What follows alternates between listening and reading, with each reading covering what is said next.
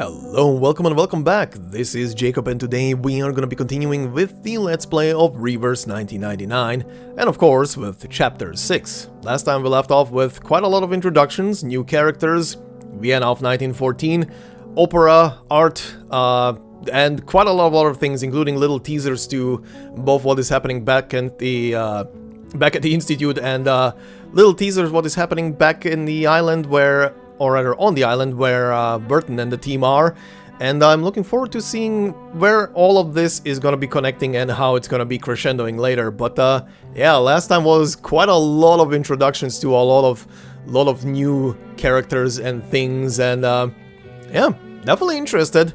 Music was dope, art was dope, a couple of other things looked very interesting. And yeah, let's see where this is gonna go. I'm happy also to see that you guys are excited to see this journey that I'm going through right now with this chapter. And like you guys also said before, apparently this is a very special chapter for a lot of people, and for quite a lot of you, apparently it's also the peak of the main story so far. So I can see it so far. This is definitely very interesting already from the get-go.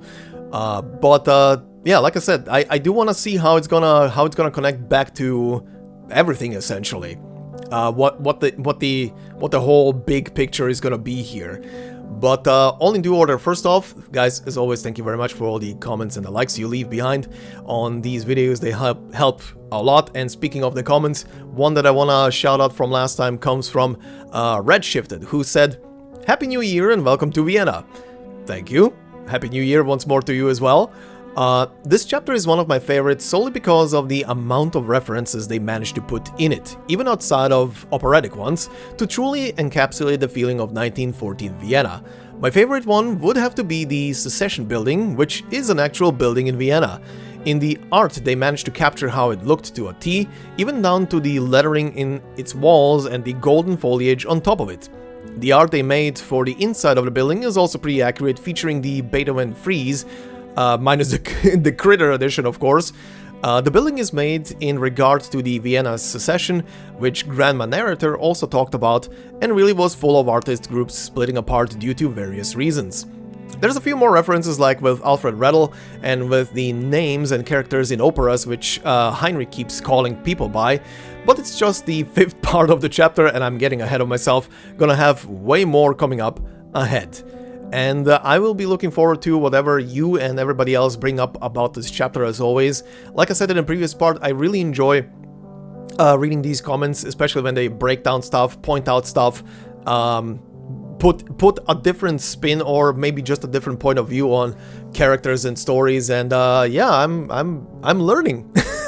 I'm learning a lot from you guys, and I hope you're also learning a lot from me as we are going through this thing. So it's mutual. But yeah, thank you very much for that comment. Much appreciated.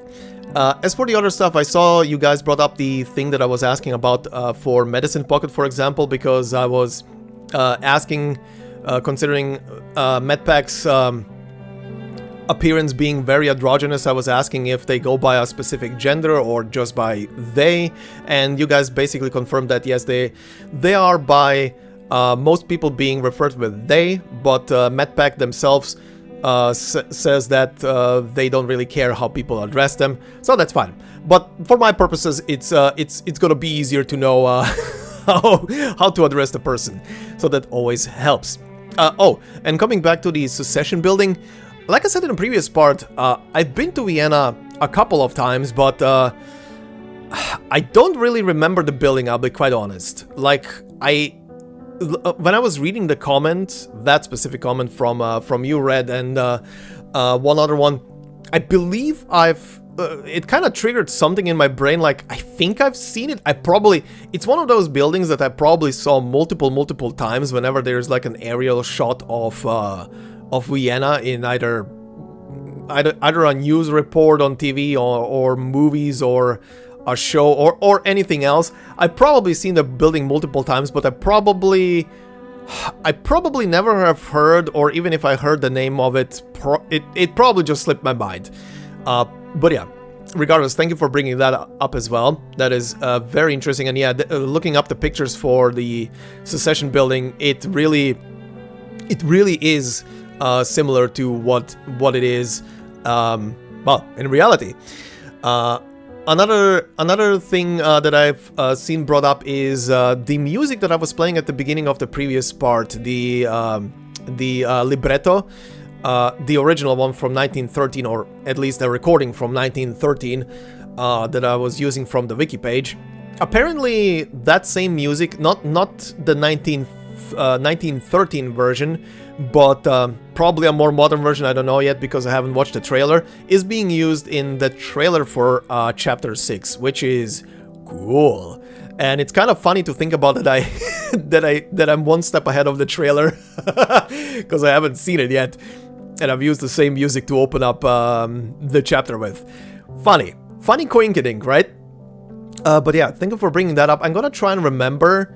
Maybe I'm gonna re-listen to the music piece before watching Chapter 6, because, as always, I'm gonna be watching the trailer for the chapter and the characters that came with the chapter once we are done with it completely at the end as a little react. So I'll keep it in mind.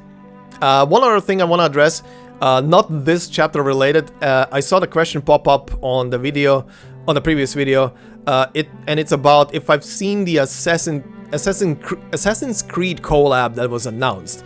The long and short of it, yes, I've seen the little teaser. I just skimmed through it, but there was nothing really in it outside of the logo, and I believe it was Assassin's Creed 2 and Origins, so 2 games essentially, or rather, to be more specific, Assassin's Creed 2 is 3 games, just they all have the number 2 in it, and Origins is its own thing.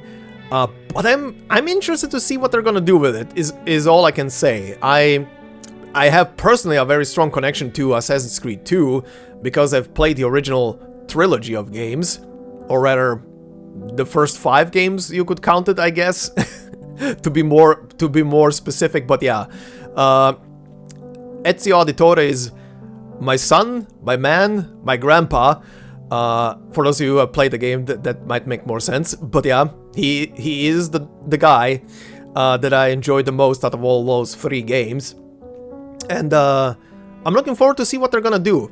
If he's gonna be a playable character in the collab, I'll be pulling for him. Origins, on the other hand, I've tried getting into it twice, and I've stopped playing it twice. It didn't really hook itself into me, but it's mostly because probably the entire AC franchise for me ended with AC3. Once Desmond's story was rounded up and done, and the whole ancient aliens predecessor thing was also rounded up with the flare business and shit like that, for me the story was done, basically.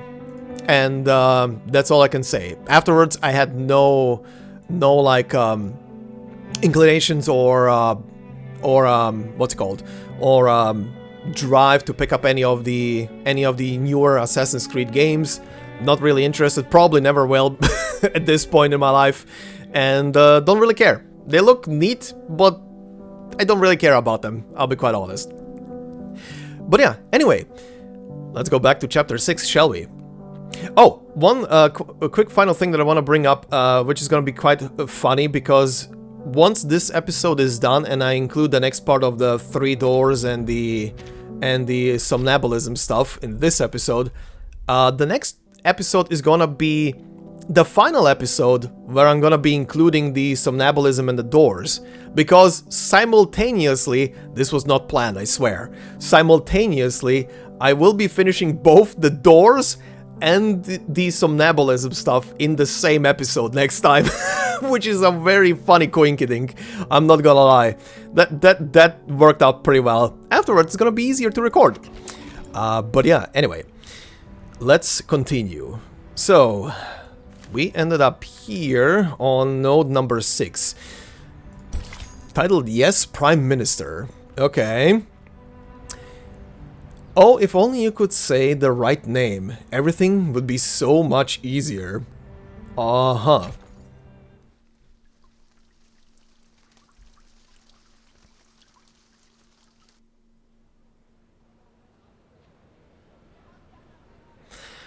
Outside the Temple of Art, the mentor imparts a final set of admonitions to her apprentice. Remember, Marcus, the working staff of the Foundation branch will take care of the dispute in their fashion. We just need to follow him in. The members of the Circle are top priority. But before any of them can be convicted, as said before, all we have to do is silently observe and respect their lives. Understood.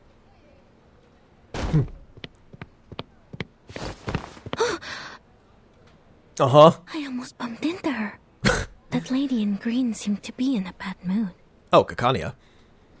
Shall I ask the gentleman from the branch who she is? Oh, he seems busy at the moment. But that gentleman is a person of this era. If I interrupt him, am I also interrupting his original course of action? Oh no, overthinking things. Marcus sinks back into her mire of indecision. Oh. Hoffman gently pats Marcus's shoulder, drawing back her focus. Marcus is a vibe. She's a fluffy vibe. Fortunately, the... Oh, whoa. Auto-scrolling. Fortunately, the Vienna branch's office doors... officer does not notice this minor episode. His attention is captured by the arrival of an uninvited acquaintance. My, Mr. Rigoletto. Your hair has grown so fast. To what do we owe this pleasure? Are you also here for the exquisite art? Rigoletto? Can you just be normal for once, Henry? And stop calling me by those opera names. Someone reported an arcane disturbance here. I see candles. Are you holding a seance? I must remind you that arcane rituals are not allowed unless you have a separate permit. Excuse me? That's not fair. The first permit already costed us a... Please calm yourself, sir. Be mindful of what you implied. The Viennese government has ensured you the greatest possible freedom through working with us. Who do you think cleaned up after you people? After those fires, passionate murders, and deadly stampedes?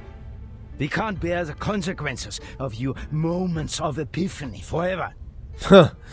Interesting.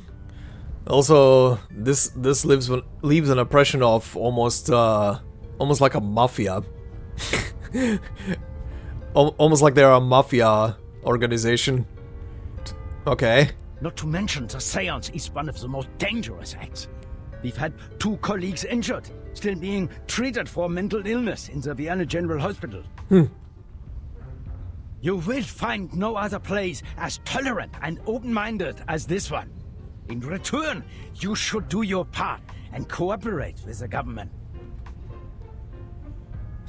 Marcus says nothing, only observing. And Hoffman. Okay. Seance? What seance? Nothing of the sort, Mr. Rigoletto. This is just a rehearsal of the play. He's dodging it. The candles, the settings, and of course, these paintings once bathed in fire. Uh-huh. Yes, this is an art exhibit, a youth rally, or, as we prefer to call it, a visualization of the future. Uh-huh. I demand a rational conversation. Now, I must question the sanity of this gathering. Is there no one here who is of sound mind? If not, I'll have to... I'm terribly sorry. Oh, there is Isolde. Mr. Strauss, sorry to keep you waiting. Miss Detestorf. Oh, he's taken aback. Bless you, madam. I did not expect to see you here.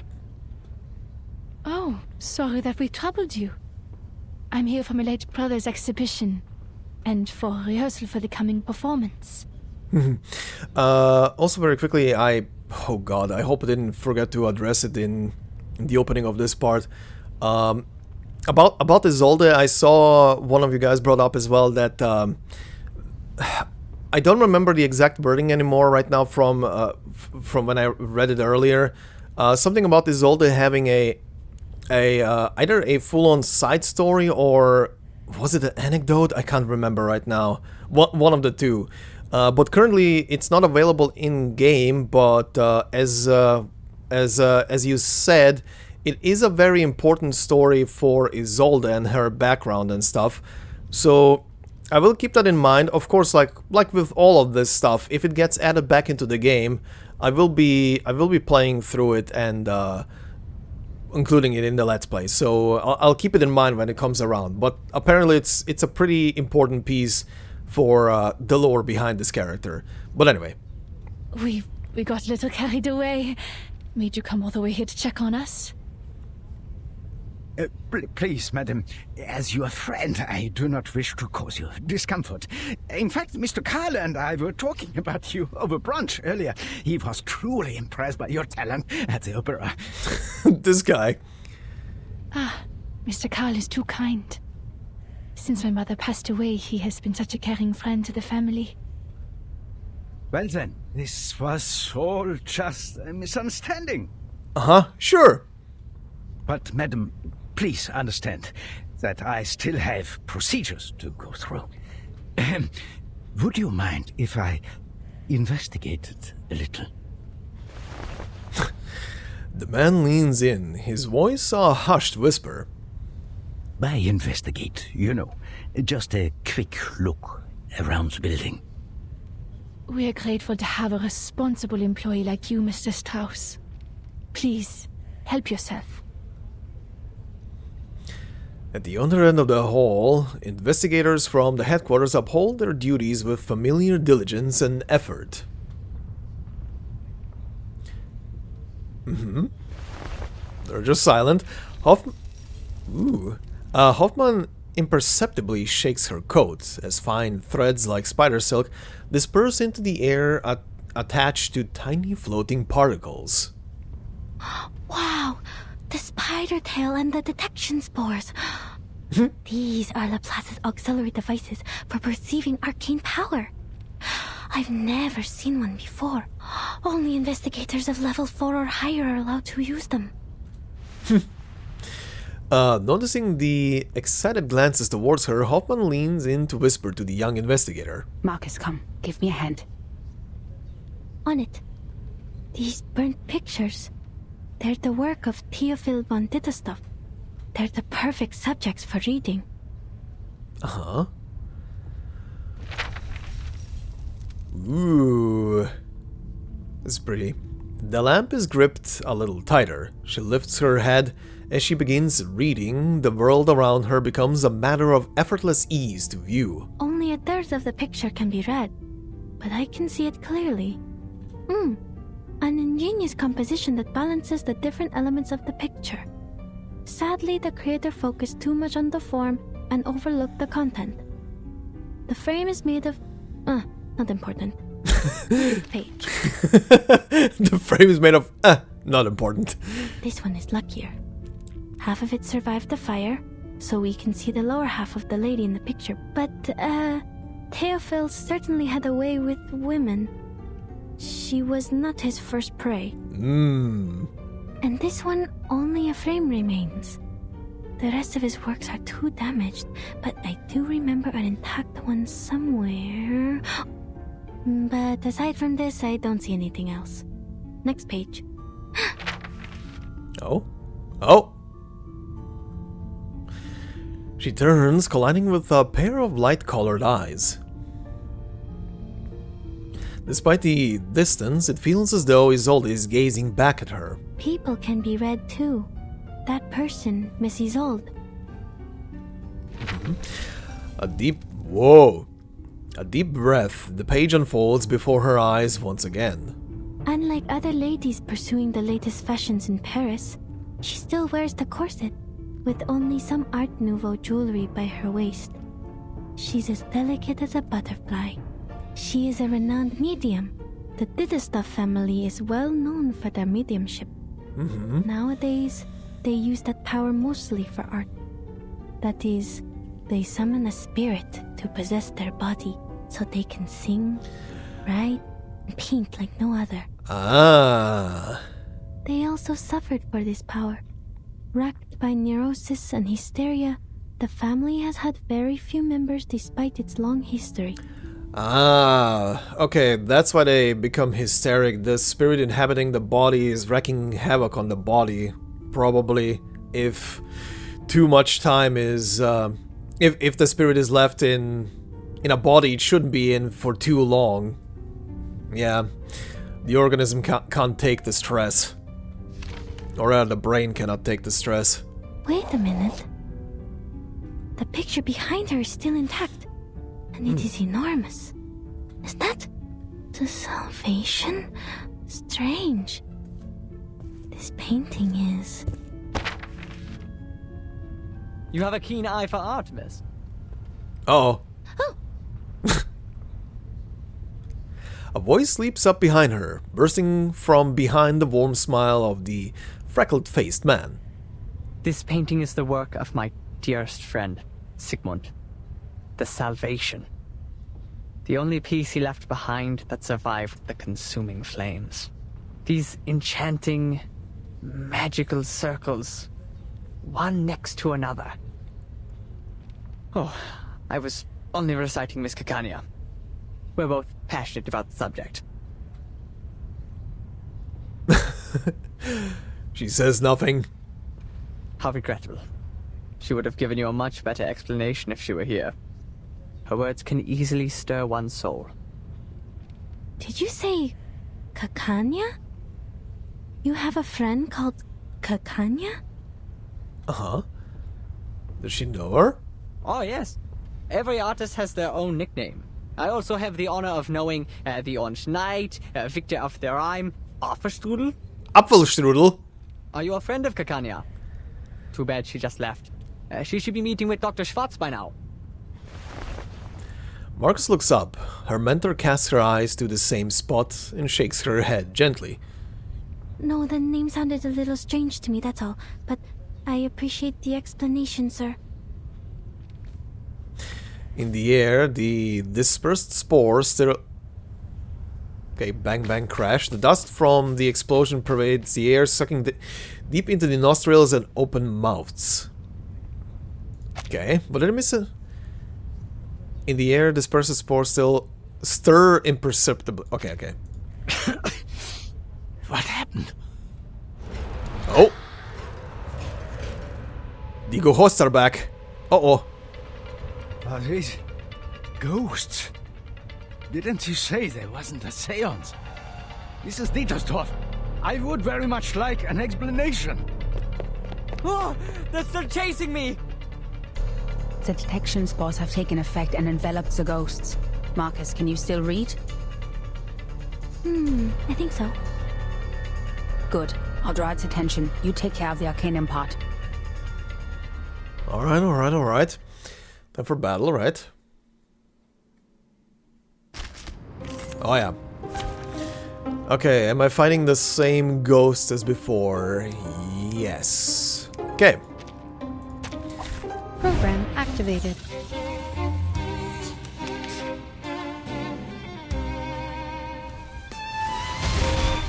Target confirmed. Now, to preserve this memory in our dreams. Alright. Miss Dietersdorf, you told me this was just an opera rehearsal. Now look at this mess. And more importantly, my two assistants are still here. I must ask you for a good reason to report to my superior.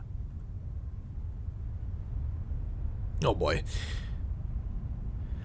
The pale girl remains silent, bowing her head. Oh, Isolde, my dear lovely gal. And there's Carl. An all too familiar, mustachioed face arrives without invitation. Carl's steps are at a steady, trouncing battle as he approaches and takes Isolde's hand. Mr. Karl. Director? Uh-huh? Look at you, so pale. The play is sapping your strength. Come, child, come to me. I told Schwartz to take good care of you. Well, I guess he can't be in two places at once. The frequent presentations must have been too much for a doctor such as he. I've learned that you've recovered from hysteria, which is good, but promise me that you'll look after yourself, will you? Your late mother suffered a tragic end, and it would be unbearable for the Empire to lose another star. Uh-huh. You flatter me. Joseph? Okay, these two have a interesting vibe. Yes, Director. Don't be so hard on them. Those wonderful stage effects. Heinrich is an expert at this, yes? Effects. That demonstrates our free wills and respecting the artists in their work. Uh-huh. None of us would mind an episode of excitement every once in a while. Okay, he's spinning that in an interesting way. Carl meets Hoffman's eyes in another overly affable attempt at good nature. Even the gentleman from the headquarters would agree with me, don't you think? This is him being like, please play along. Yes, you're right. Hoffman says nothing. We are short on manpower, and the assistants should focus on more important matters. Hoffman still says nothing. Oh, We should leave. there we go. Well, she did say she's gonna be observing and not interfering. Alright. Carl is getting to be interesting. Okay. So he has some kind of connection to Isolde and stuff. I wonder what that will entail. Isolde is definitely seems very happy around him. Okay. Okay. Let's see where that is gonna be going. First off, conch shell. Let's start our conversation with a simple exercise.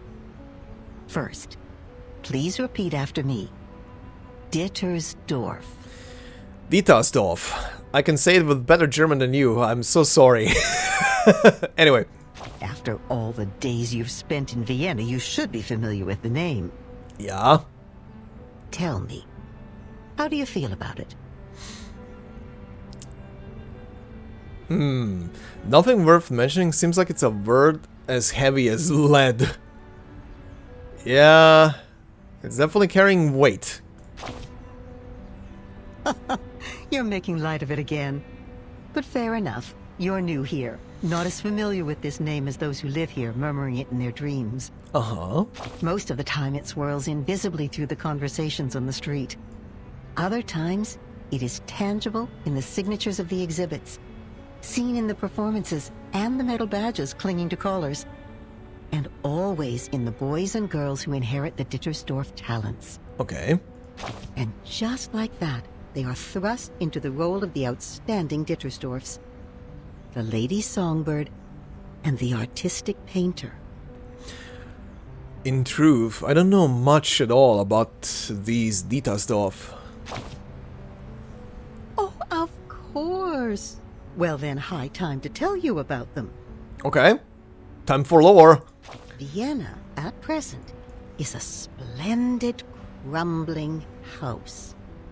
Whenever the waltz starts playing, the roof trembles along with the music, while the dancing crowd, and funny that it is a crowd, none of them dare look up at it. Huh. The people here live in identical pretty little houses, the social classes smoothed out like butter on a cake. Now, works of art become their icons, and in their madness, they scramble to make these beautiful, dazzling things. The Dittersdorfs, nobles who can perform channeling, are made to perform like dancing animals in a circus. Businessmen and nobles clamoring to sponsor their performances in order to glorify themselves. Yeah. The noble ladies prefer to curate the finest acts, highlighting their good taste and fashionability, while the lordlings seem to prefer new and hidden talents as some example of their virtue. How then could a good singer ever miss a performance? But she must to take her chance, seizing the lovely bird in her hand. That poor, noble little bird, because people said that she was born with madness. Huh. And it is in this act of fighting against her madness that she proves herself proper among the noble ladies. She knows better than anyone why a piece of art is valuable, and how to make it worth even more. Huh, very interesting. Okay. Yeah, this is a very interesting take on the family and Isolde. Okay. A fair duel. A showdown for the future of a shining star. Okay. I see regular jobbers here in the audience. Kakania and Marcus. Hoffman? Maybe? Probably. Let's see. Oh, it's gonna be a debate between the two of them.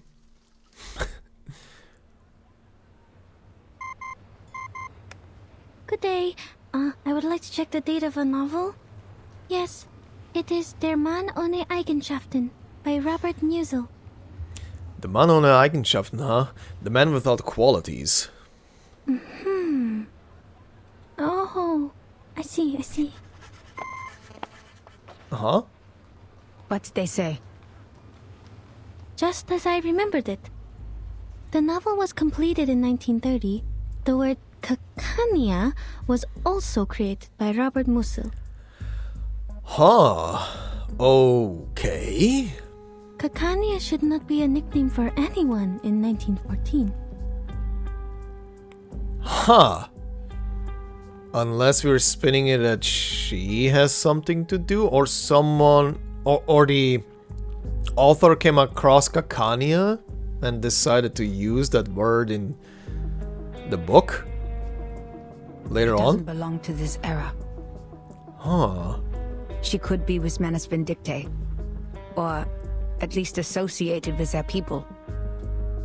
What's more, when we were at the Secession building, I read that painting, The Salvation.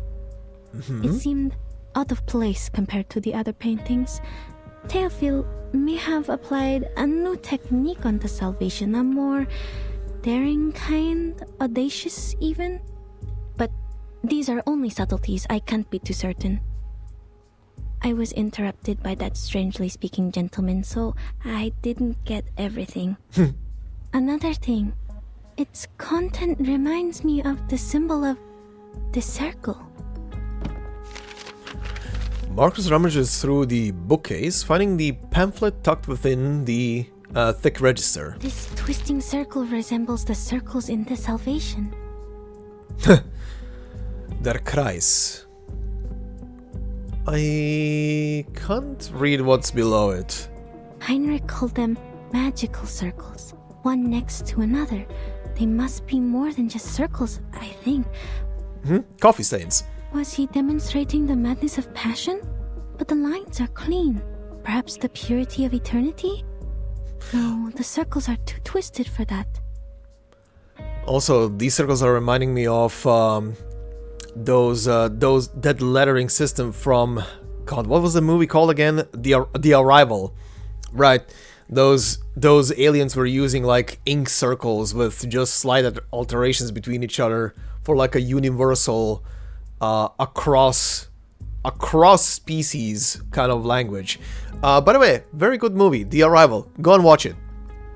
Or was he just representing a primitive state of being? Also, the movie might break your mind if you've never seen it. The ending is quite something. I don't understand any of it. So this must be art. I love the analogy. I have no clue what this is. Must be art. Man, you're funny sometimes. Thank you, Marcus. I wasn't joking. She indeed does not know art. Based on what we know, we can't be sure if this group of young Arcanists and the Manus are connected. But we all know that the latter is eager to win over the cynical revolutionary youth. You did well, Marcus. The important figures of the circle, Isolde, Heinrich, and even the late Théophile. We had made contact with them all. only this Kakanya. What does the intel say about her? Kakanya, also known as Miss Clara, inherited her arcane skills from her family. She's able to reflect people's thoughts in a mirror. She was once a medical student, but dropped out halfway through. These days, she shows up at various social events as a psychiatrist, which the Foundation tries to prohibit because she doesn't have a license. And she is also an activist. An activist? Okay. According to Mr. Heinrich, she is meeting with a doctor named Schwartz today. Oh god, that guy. Okay, that was his little peon then, I guess. Schwartz. The family Dr. Carr mentioned. Let's try our luck there.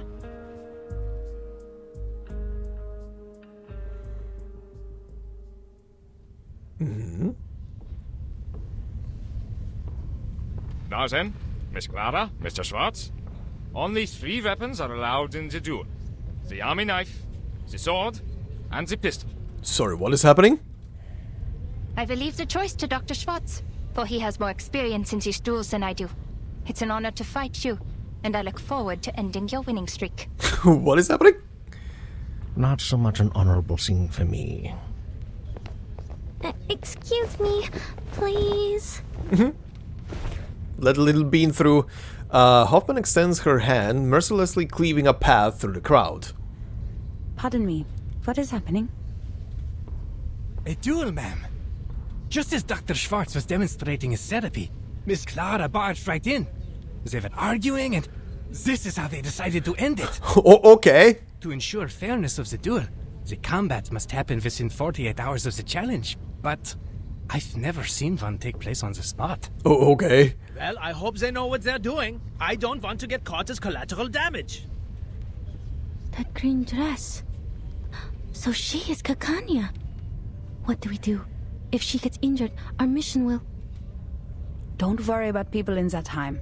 It is their life to live. Never intervene if you don't know the exact consequences of your actions. The course of history is more important than our investigation. This is Investigator Greta Hoffman. What? Hold on. I'll be right back. Where are you going? That seems important. The field agent squad needs to speak to me. This won't take long. I will leave this to you. Remember what I said, Marcus. Yes, madam. Hoffman turns toward the baroque wooden door made of mahogany, before her figure disappears amidst the crowd. Only her still unfledged assistant remains. Leaving this to me. To me. Oh no! Oh no! Oh no! The anxiety! The heartbeat! Marcus recites it to herself as a mantra, attempting to slow her racing heart. Breathe, Marcus. There's nothing to be nervous about. You can't be an assistant forever. There will come a day when you're all on your own.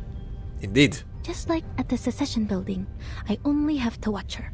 If I end up talking to Miss Kakanya, I'll just pretend to be an ordinary employee of the Foundation. Easy. Easy. You used to do well on your own, when you were reading in the lighthouse and the forest. Tidbits about their past. Dr. Schwartz. 3 times he has been involved in duels, and 3 times he has won. Impressive. This time he's still going for the pistol.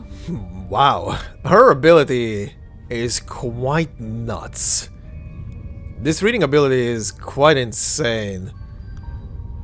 It's like she's actively googling someone's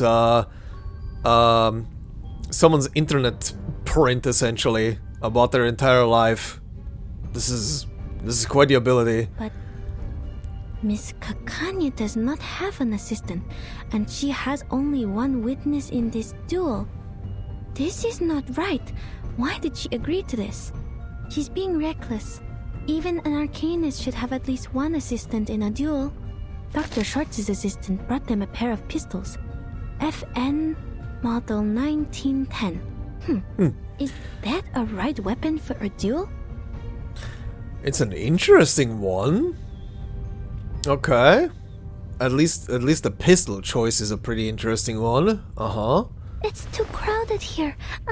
I can't see. Are they actually gonna shoot each other? Oh? No, the pistol given to Miss Kakanya. Something's wrong with it. Oh? Is the bullet chamber jammed or some shit? I'm actually trying to actively look at this thing. But it looks kinda normal outside. Outside, the top 2 bullets seem to be a bit too overlapping. The bullets. Her life is in danger if the duel begins. But Madam Hoffman warned me about the consequences of intervention. What if I just go and talk to her as an employee of the Foundation branch, like I did at the Secession building? So far, Heinrich has been difficult to communicate with, while Mr. Carl doesn't want us to get in touch with Miss Isolde. Miss Kakanya is the only person who is both a friend of Theophil and associated with the Circle. But I have to be careful with this name. If she is indeed one of the Manus Vindictae, I will be jeopardizing this mission by going near her. But wait, she doesn't know that I'm from the headquarters, so she probably will talk to me. Oh, she's so overanalyzing everything. But how do I know she doesn't know my identity? What if Mr. Call is not to be trusted? And what if Mr. Call and she are in this together? Their names both start with a K. Okay, my girl. At this point, you need to go and talk to her. Otherwise, they're literally gonna put bullets into each other. What am I thinking? Marcus petting her cheeks with an unwavered. Marcus pets her cheek with an unwavered gusto, drawing side glances from the others present. Stop. I'm not on the Flannan Isles anymore. I can't waste my day on endless thoughts. Flannan Isles. Remember what Madam Hoffman said. Think of the immediate mission. A prior deployment? To prevent Kakanya from getting killed in the duel. She has the clues about Theophil that I need. Never intervene if you don't know the exact consequences of your actions. A long, deep breath. I have assessed the risks, madam. I will not stand by and watch this happen, even if I don't know the consequences. There we go. I need to make this clear to you. Not only have you hindered Miss Dietersdorf from getting the treatment she needs, but you have repeatedly defamed me. I can only admit that you're right if you have to call a different academic perspective slander. Oh shit, she actually has a pistol now. That's a neat detail. Different academic perspective. Do you really think Freud and his petty tricks are academic? Yes. One could hardly find a worse insult to science than this. Is that so? Do you really mean that? Rumor has it that you taught the military the method of hypnosis for a price. Do you wish to clear things up here? Holy shit, look at her spin the gun. Damn. Yeah? You wanna explain yourself, you dickhead? Your silence is a resounding yes. Tell me, why did you please the ministers with these petty tricks, but not with your most advanced electrotherapy you've been touting? Do you harbor negative feelings towards Mr. Freud because of his open rejection of hypnosis? What does any of this have to do with you? Oh, many things, Mr. Schwartz. Your behavior has greatly undermined the interests of Arcanists, who are your own people. Not to mention that hypnosis is a violation of a patient's free will. And I have reason to believe that this duel is entirely personal. I must make it clear that your wife's appointment with me has nothing to do with the rumors of your lackluster performance in the bedroom.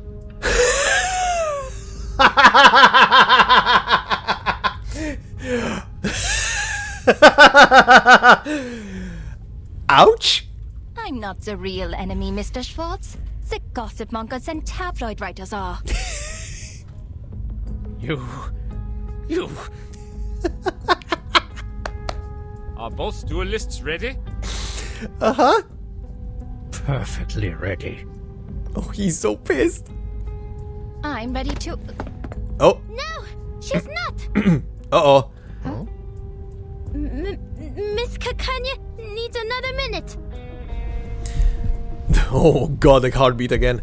Their collective gaze causes her voice to tremble slightly. The crowd. Shoot me. I want to go home. Oh no. Why did you apply for this mission, Marcus? Oh no. Despite her mental turmoil, she extends her hand, attempting to ascend with some dignity intact, or at least without resorting to crawling. I am Miss Kanya's assistant. I am here to... Uh-oh. Sorry to interrupt, miss, but the last time I checked, I couldn't possibly afford a St. Pavlov Foundation member to be my aide. Darn it, I forgot about my badge. Kanya retracts her pistol, twirling it around her finger. So, the Foundation is trying to intervene. Don't worry, Miss Foundation staff. Look around. We're doing it the human way. No arcane skills involved. The head of the Foundation branch should not be your role model. Mind you, you're giving up a part of your integrity for taking his clones. A terrible deal indeed. Besides, they're using to speak human up. hands. We don't need the Foundation's license to use these. I'm not doing anything against the Foundation's rules, am I? The Browning pistol spins once more in a perfect circle. If it's urgent, can we wait until after the duel? Please stand back. The bullets can't tell the difference between friend and enemy. Yes? Come on, you can do it. Marcus is again interrupted by the rapid-fire speech of the other party. Please don't use that gun. The bullets in it are dangerous. What? The bullets are wrong. The gun will burst if you pull the trigger. Sir, I demand that the gun be checked. Kakanya grips the half-turned gun tightly before deftly removing the magazine. The size of these bullets. Oh, so I was right. The bullets looked like they were overlapping each other in there. A cold bead of sweat drips down her spine. I need an explanation, Mr. Spots. I thought you had at least the integrity of a gentleman. The bullets in my gun are wrong. If I pull the trigger, as Miss Foundation here said, the barrel will burst. A bursted barrel? I remember now. That Anton boy lost the duel to Schwartz for the same reason. Oh. Let's do something to his gun too. Oh. The guard in on it too. Huh? Oh. This is defamation. I have never... Sure. Uh-oh. Please. Who is dueling here? Uh-oh. The guards are here. Hey, don't step on my dress! Not good. Madame Hoffman has not come back yet. Madame Hoffman! The young assistant is engulfed within the chaotic crowd. Hey, miss! The helpful Miss Foundation employee! Miss Kakanya? The green-clad pistolier extends her hand. Don't stand there! Come here! Kakanya grabs Kakanya grabs the shy assistant's hand, pulling her into a fierce embrace without a second word. Hey! She gets a hug. Kakanya leaps, alighting herself onto the window frame with the lightness of a bird. Okay, this is a quiet road. We're going to jump, Miss Foundation. 3, 2, 1, here we go! Holy shit! Holy shit! Alright. Damn. Kakanya is not playing around. Do we have... Vigilant guards, devoted guards. Okay. Vigilant guard, he sees little difference between Arcanists and foreign spies, except that it's harder to get a bonus for capturing the former. Devoted guard. Recent concerns about espionage have rattled his nerves, but also ignited his fervor to serve the Empire. Okay. The hunt begins. Move! Seal off that exit! Oh. Don't let them get away! Got to sneak away.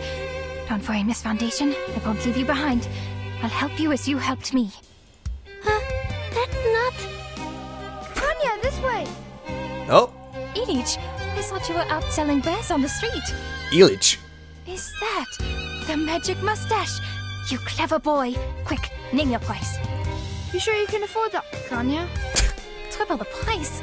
Just about what I can accept. You know my limits, old friend. Put it on, Miss Foundation. Oh no! Don't take it off. You'll be exposed.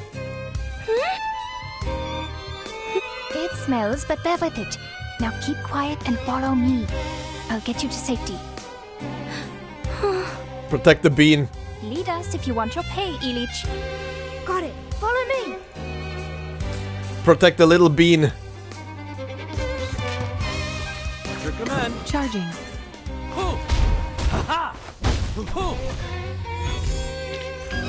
Using troops.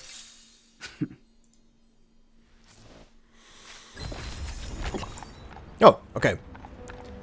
Ooh, new rewards. Been a while. Yum. Alright, there is still something here. Ah. Ooh, what is that? Ownerless notebook includes mock traces of blood and expensive means of preserving one's dignity. Huh? Pick it up. Ooh. Oh, is this from Schwartz? Page 1. Duels are not for the purpose of self-redacted. They are to demonstrate one's chivalry. Duels are not for the purpose of self-indulgence? Probably? One's chivalry to uphold the honor of one's lord or oneself. Do not initiate duels over trivial matters. A duel. You don't want to miss it. When one party is insulted, they may issue a challenge to the insulting party. The challenge party must either accept or what's the word? God, what's the proper word? I'm blanking out. Or say no, like a little rat, humiliated in front of everyone. Challenge by mail. The hell is redacted here? Challenged by mail delivery, by throwing down the gauntlet, silk, or ladder, or by verbal challenge. Okay. Maybe a verbal one is better. Page 2. Both parties of the duel should bring an assistant and a doctor. After agreeing on the terms and conditions of defeat, perhaps when one party is incapacitated, I guess, by the number of dots, or one party dies, redacted, not sure, shall stop after firing 3 shots. Ah, okay. The duel can officially begin. Uh-huh. Must so many people be involved? Page 3.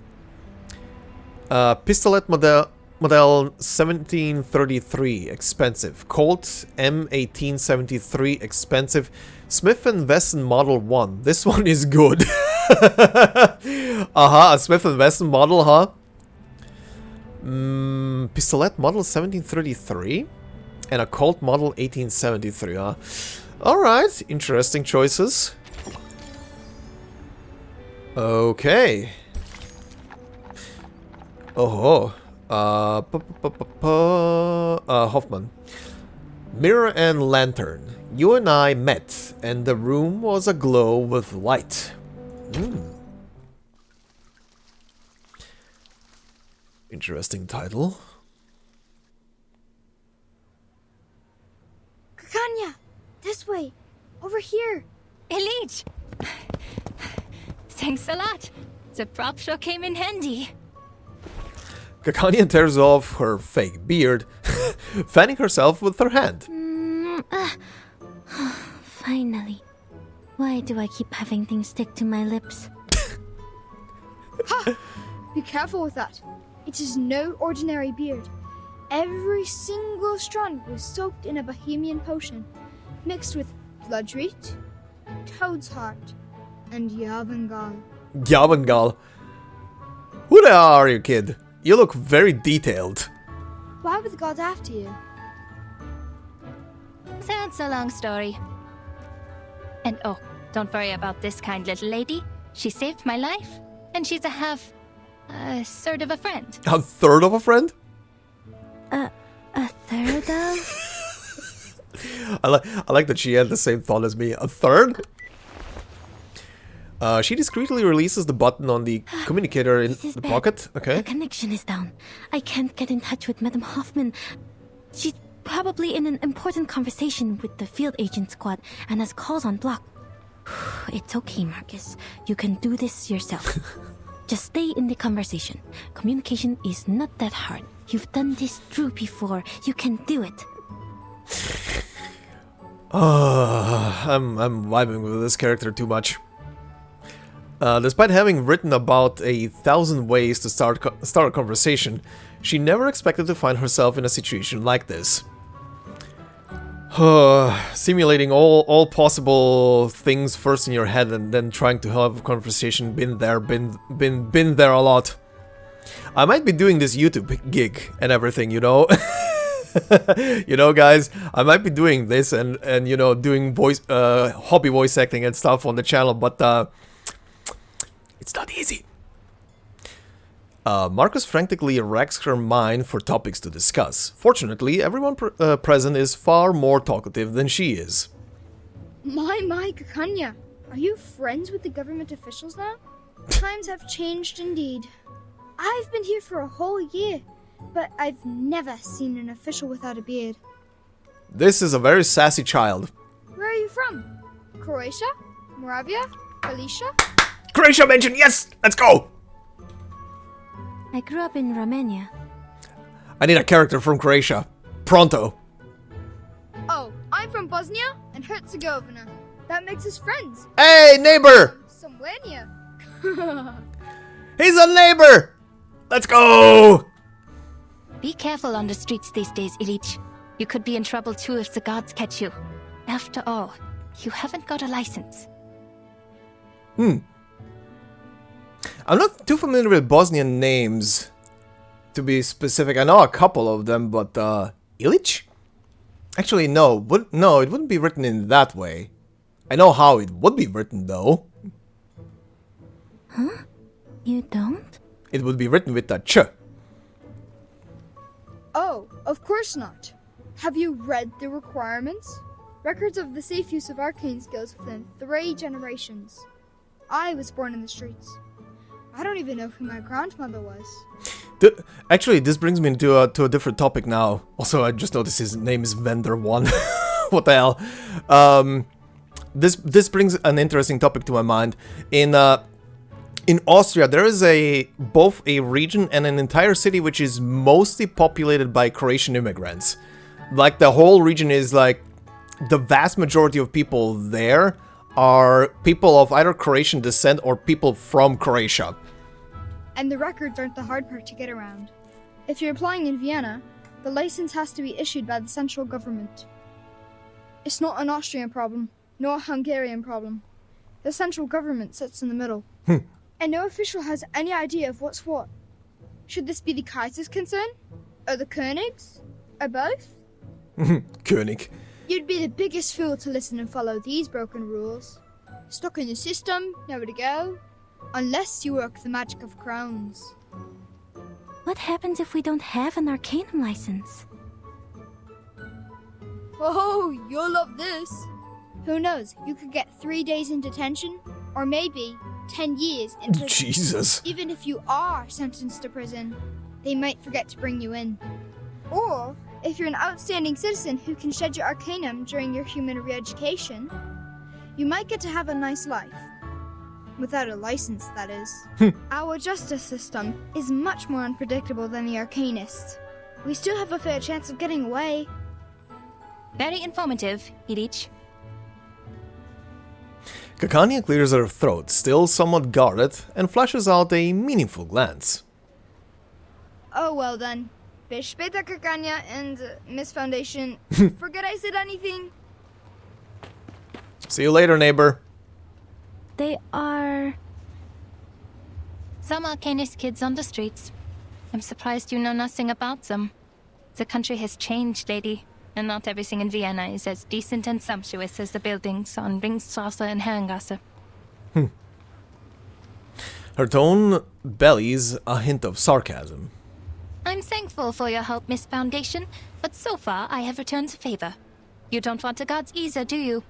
We're even. So, can you tell me why you're here? Oh, I see. Mr. Carl sent you, didn't he? Because I don't have a psychiatrist license. Can't you people give me a break? I swear on my ancestors, I'm doing this entirely the Arcanist way. It has nothing to do with human science. She poses a question, but leaves no room for an answer. Leaning closer to Marcus, she pushes her glasses up with suspicion. Don't you people ever sleep? Do you not have a life? This is the 10th time this month, even got rest after working 6 days in a row. I have an Arcanum license inherited from my family. It is nothing to be ashamed of. My fees are reasonable. No one's ever complained. I like her. Miss Kakanya, this is really coincidental. I just happen to know that you are a psychiatrist. Huh? So? Are psychiatrists considered doctors now? Maintaining her barriers of politeness against the rapid topic changes feels like holding a smile in a hailstorm.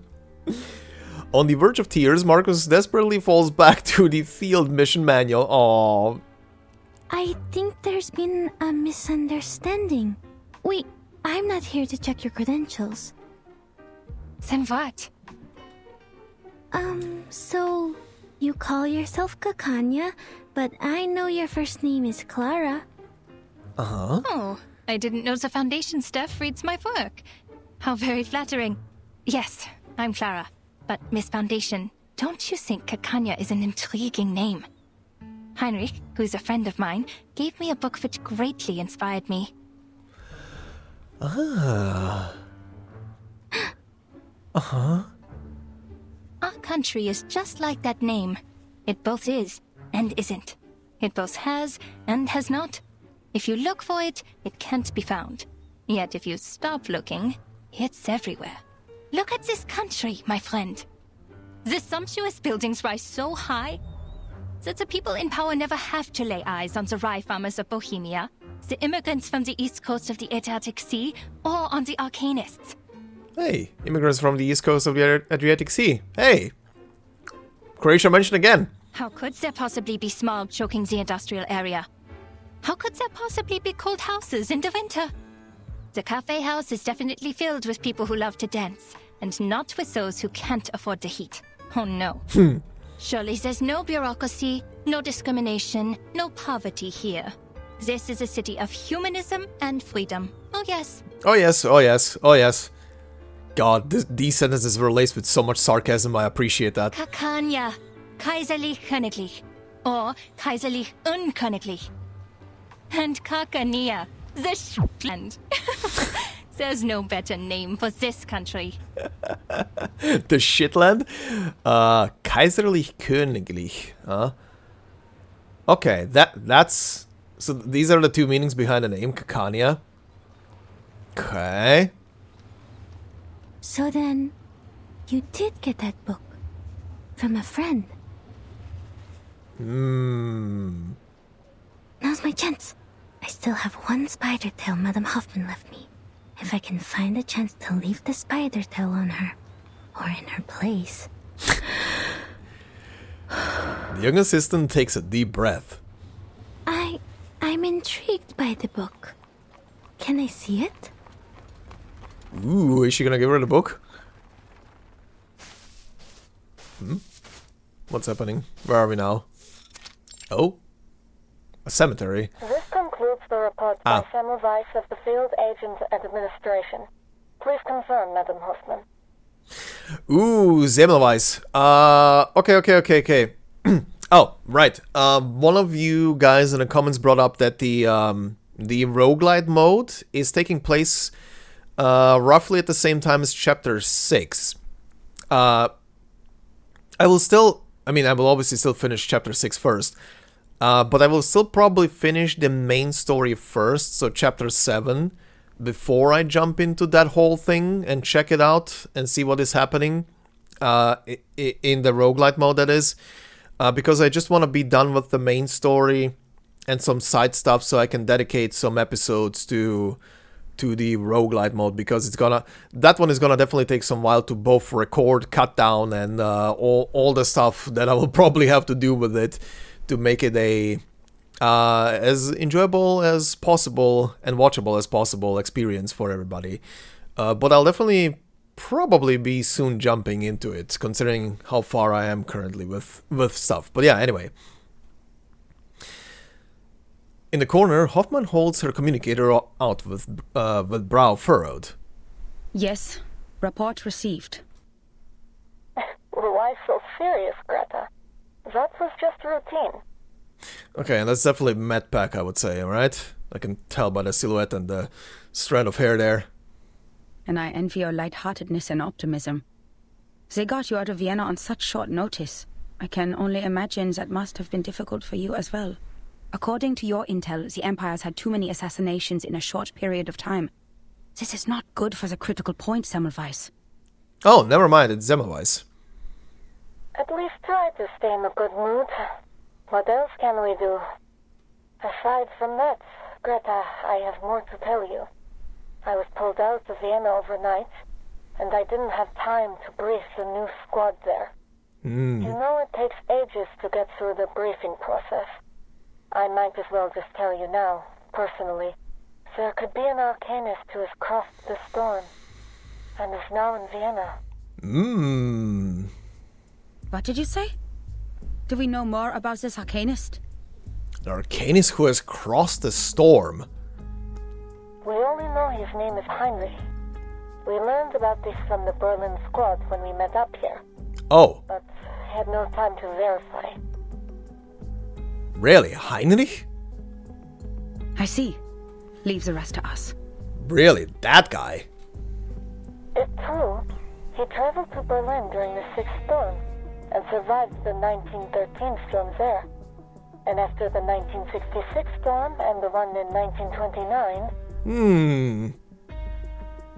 And now it's 1913 for the second time. For all the Arcanists who crossed the Sixth Storm.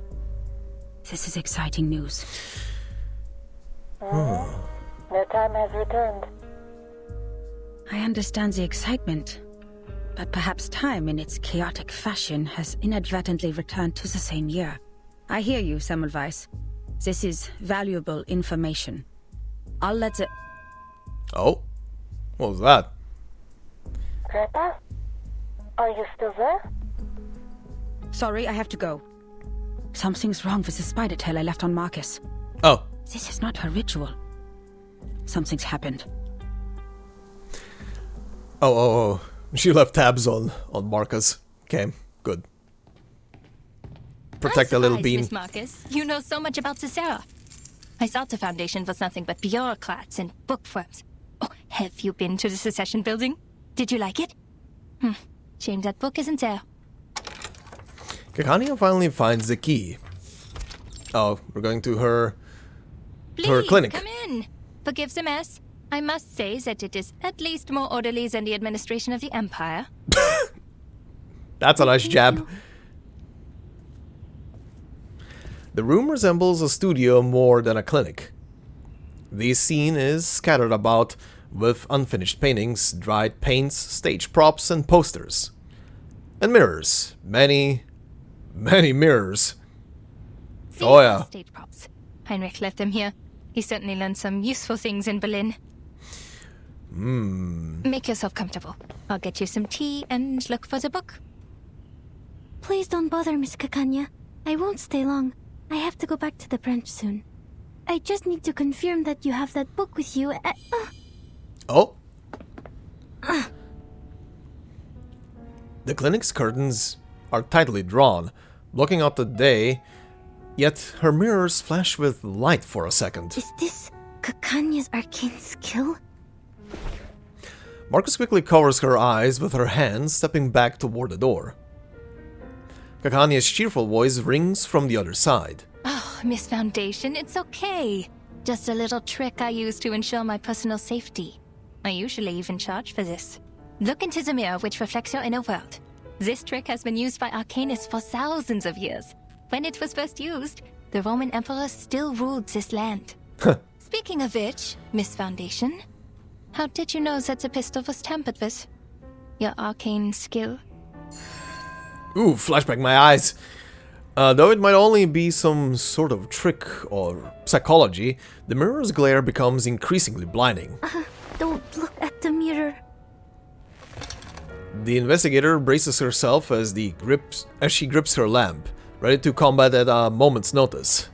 Kakania's tone remains gentle, as if soothing one of her paintings. I am curious. No need to be alarmed. I'll treat you gently. Uh-huh. Uh-oh. Uh-oh. Leave the bean alone. Do not harm the Marcus. Oh, I'm this is fun. Triple Kakania, a respectable female psychiatrist. You now know that a mirror can be just a mirror, and that a mirror is often much more than a mirror. Okay then.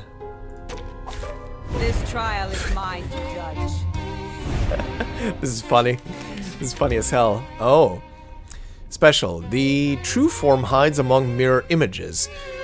Is immune to damage and moves every 2 rounds. After the true form has been attacked 5 times, it reveals itself and the mirror images disappear. Deep breaths, miss. Look at the mirror.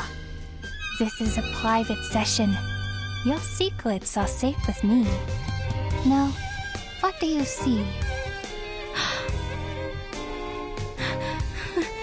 I'm dizzy. Oh, spinning. So this is Miss Kakania's arcane skill.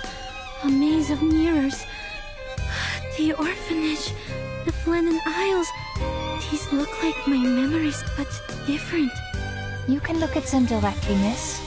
They'll reveal your deepest secrets and desires. They're only illusions, Marcus. Just break her arcane skill and get out.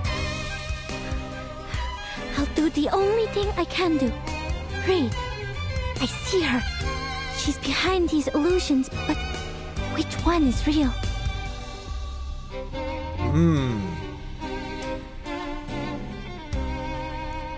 I'm trying to look at them if there is any kind of difference between the 3.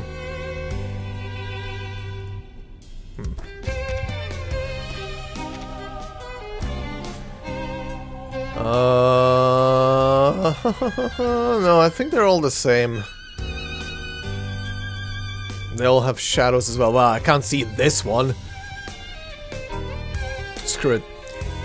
Charging. Beam. Slice and dice. Great decision. Hit all of them. Eliminate target. Hold on to that.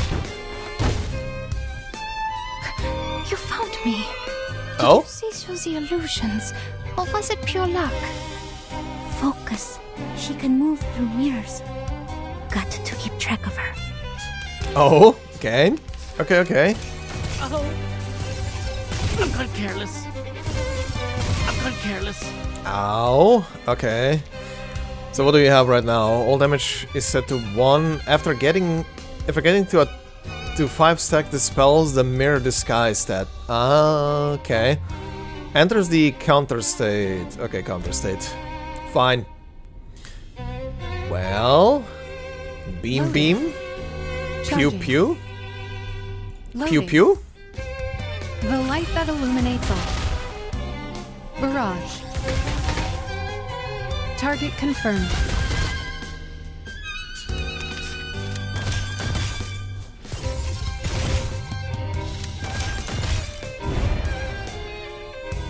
Huh. Okay. Circuits functioning properly. At your command. Brave decision. I, Robot, Child of Science.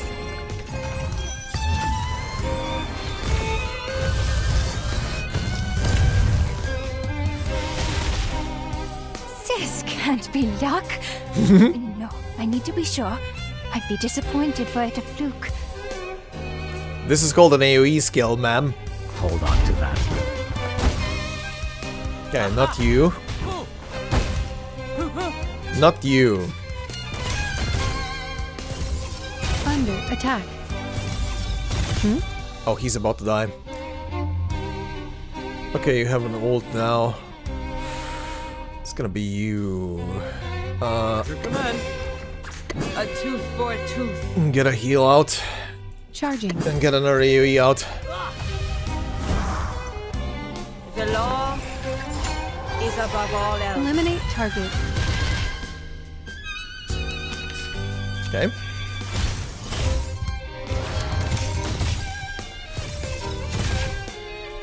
Okay, that was lucky. That was lucky.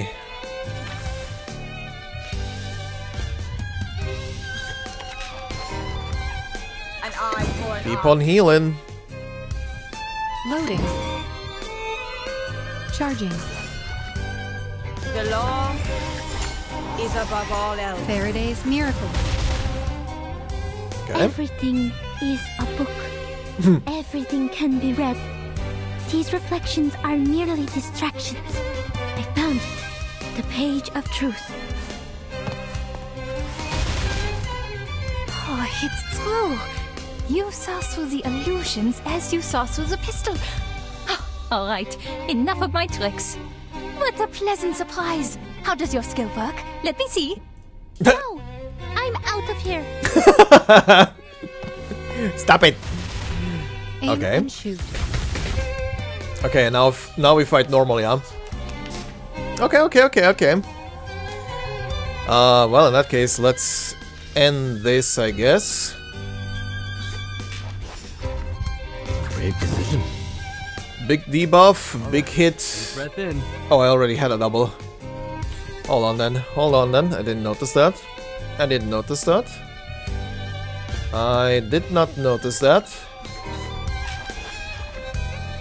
Recommend. Let's use it. Alright. Let's kick it. A tooth for a tooth. Give me a hand, friends. I can't do this alone.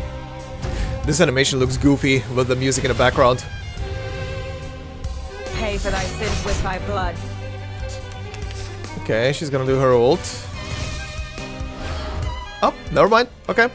Okay, that wasn't as much damage as I expected. Cool. Off thou go.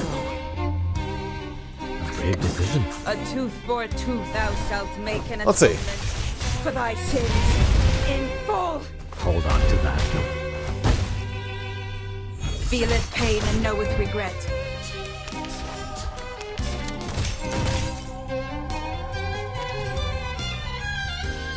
Alright. An eye for an eye. Alright. Alright. Loading. Charging. Alright. Done. Feeleth pain and knoweth regret. The light that illuminates all. Ouch. Ouch, indeed. I won! She was so happy. Not bad for a stretch. She was so happy. Alright. Okay. Oh. Grandma's back. The Danube, a river born from dewdrops grown into a mighty course. She is a mother to many children, and all are eager to be fed. Children of the Empire, huh? Okay. Here is the Empire, bounded by two of her strongest children. A rich and admirable duo. There's an alluring charm to the music of Vertin, captivating everyone who visits this place. I can talk about its art all day, and that's just the beginning. There are 11 children in this empire. When bound together, they are invincible. Their enemies will face catastrophe. See their flourishing cities, the cheering citizens? Even the chirping birds are singing a song of a land of freedom. Something's not right. What a promising picture. Something's not right. Oh. You're familiar with the devil's in the detail. Corporation is the only way they can survive. People are people are stubborn. Oh, so you're a pessimist. No, I'm a realist. You will enjoy the drama of this broken family. The truth is, they will fight each other like rats in a barrel until every one of them falls. Crack, crack. Did you hear it? It's the fracturing of a great empire, like the breaking of spring ice. In an army that speaks 20 different languages, who can the general trust to obey his commands? Only those who speak the language he does. You can already imagine it. A ridiculous beast with 11 limbs, each pulling in their own direction, limping across the battlefield until it gets shot. Luckily, that time hasn't come yet. Luckily. The crying of the children is still being drowned out by the music playing in the theater and the beating hearts within the dancers' chests. The wails of suffering are silent in the newspapers, and the world sees only the silvery mirage of freedom and prosperity, believing all these children can live in harmony. Oh, but my darling, we know that the ice must break. It's as inevitable as the thaw of spring. Alright. Interesting. Between the doors. Okay. Of doorways and brushing shoulders.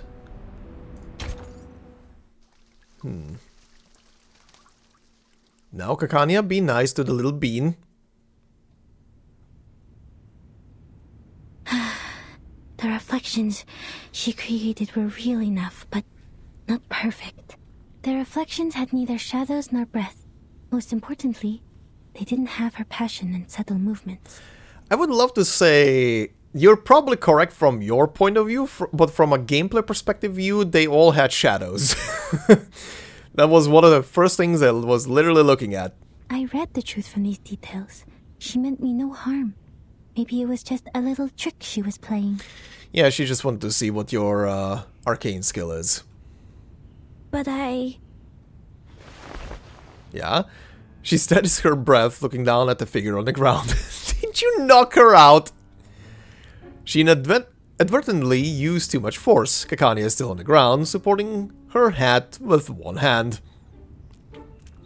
Her lips tremble incredulously, shocked by her own failure. That was... Uh-huh. She lunges toward Marcus, who reflexively withdraws her hand. I knew it. Your arcane skill is incredibly unique. You can discover what's on the inside by observing what's on the outside. You are born to be a psychiatrist. Oh no.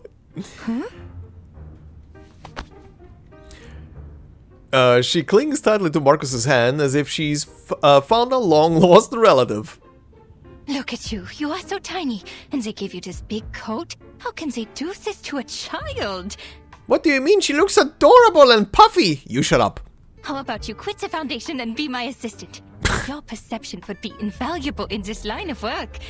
After all, we search for truth from foggy memories and vague descriptions for a living. Miss, the book?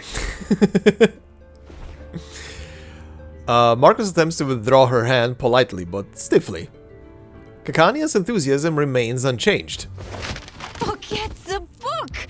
A new academic field is opening its doors to you. Oh no. Let's go inside. Oh dear, I forgot your tea. She's so excited. She's bubbling like a parrot.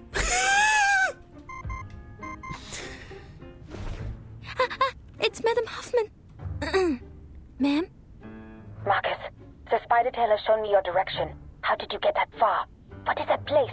An arcane fluctuation? I'm with the target, Miss Kakania, in her clinic. I'm safe.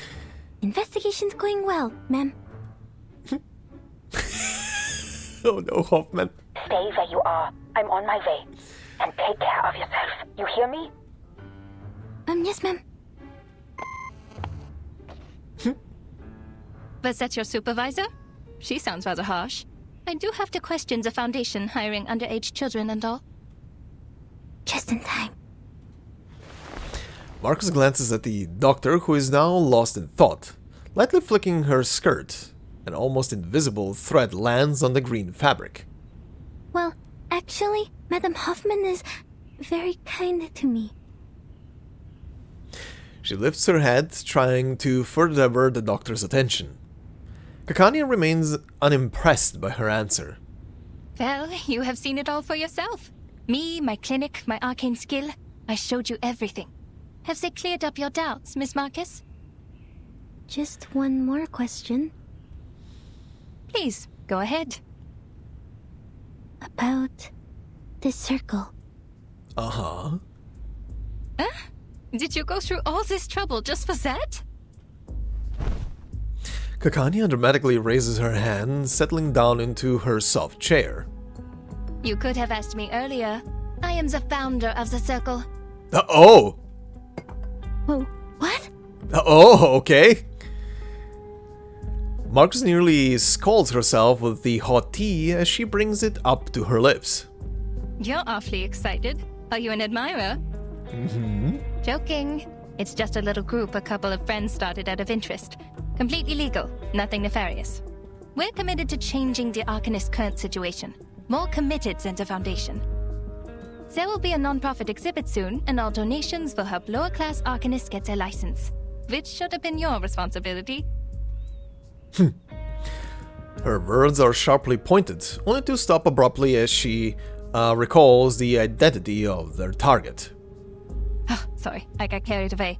I should persuade you to join us, not to take your current job.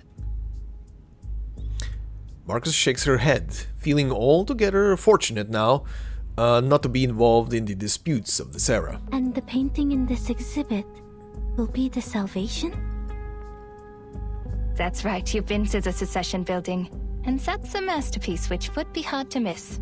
That was Theophil's final piece of work, the Golden Isle being its subject. She lowers her head a little while refilling her cup with fresh tea. It was big news at the time. The island hidden from all people in the Aegean Sea, the ancient Arcanist settlement, the strange current and magnetic field around it, the animals only heard in stories, and a shadow of modern society cast upon it. The golden...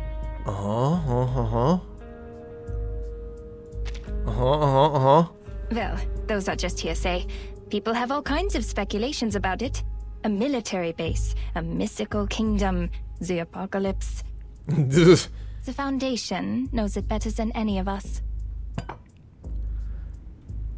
Kakania sets down the teacup, her focus calm but impassioned. Miss Marcus, I've told you everything I know. If you trust me, please tell me one thing. I'm sorry, Miss Kakania. I can't. Are there really are people on that island? If so, how did they protect themselves in these changing times? This is my only question, as an Arcanist and as a human being. The arms companies are turning the Balkan Peninsula into a proving ground for their new weapons. That was how they discovered this island.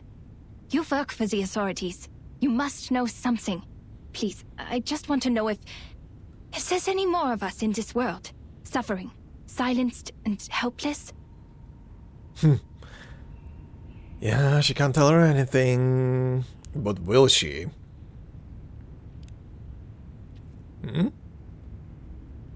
Kakania's passion dims over the prolonged silence. Fine. You work for the Foundation after all. I shouldn't have asked. It's just that I'm hoping for at least one rational person in such an irredeemable bureaucracy. Someone who doesn't think it's just a bunch of deranged lunatics over there. Which is a stigma the Arcanists have carried around for centuries. No! We're not crazy! Oh! That triggered her. She clenches the fabric of her dress, lifting her head in a trembling outburst. I don't think the Arcanists on the island are crazy either. Miss Marcus. Dr. Kakania, I know there has been discord and resentment between humans and Arcanists, but not everyone is like Mr. Call. We're from the headquarters where many like you are fighting for the rights of Arcanists. When it comes to caring for our people, we're not so different there. That was what the Foundation was for, to defend the interests of the Arcanists and to keep the world safe and orderly. Till this day, we continue to strive for this goal. Her heart thumps hard in her chest. She shouldn't do this, but she can't ignore the question any longer either. Perhaps it's worth it. Her reading tells her that this is a worthwhile ally. They have had no fundamental disagreements between one another. Just this one insignificant piece of information, if it might bridge the gap in their positions. Time stretches on. My sympathies for all that is happening. Marcus receives another embrace. We could have been very good friends if you weren't working for the Foundation. I know you meant every word you said. I can see how you burned with passion. The Circle was founded for the same reason, but I will not change my view on certain things. But on second thought, I have friends working in all kinds of places. We have a big house, plenty of wine and refreshments. There is more than enough room for a new friend. I would like to invite you to the Secession building, and to be present at the opening of the exhibit, Miss Marcus. And we can talk more about what you said afterwards. That'd be great. But my supervisor... Yeah? That is tricky. But a minor like you requires the presence of a guardian. And you told me that she's kind to you. Well, she can come with you. We must abide by the law, after all. It might help to clear up misunderstandings if she's there. A hug comes once again. She's just giving her hugs. All right. I have to inform Heinrich that we have 2 more guests coming. Oh, shoot. I have an appointment today. I almost forgot the time. I have to go. I know what you're going to ask, but patient information is confidential. Kakania idly wags her finger. Her thoughts seem to have drifted on to future treatments. She hastily caps her pen, handing the invitation to Marcus. I shouldn't keep you any longer. See you soon, Miss Foundation. You still haven't given her the book. Welcome to the Circle. A gentle knock sounds at the door. Oh, I should go. Thank you, Miss Kakanya. She turns and hurries away, the door opening just in time. Oh, it's Isolde. Marcus doesn't stop, nodding and gliding around the newcomer in a fast, fluid motion.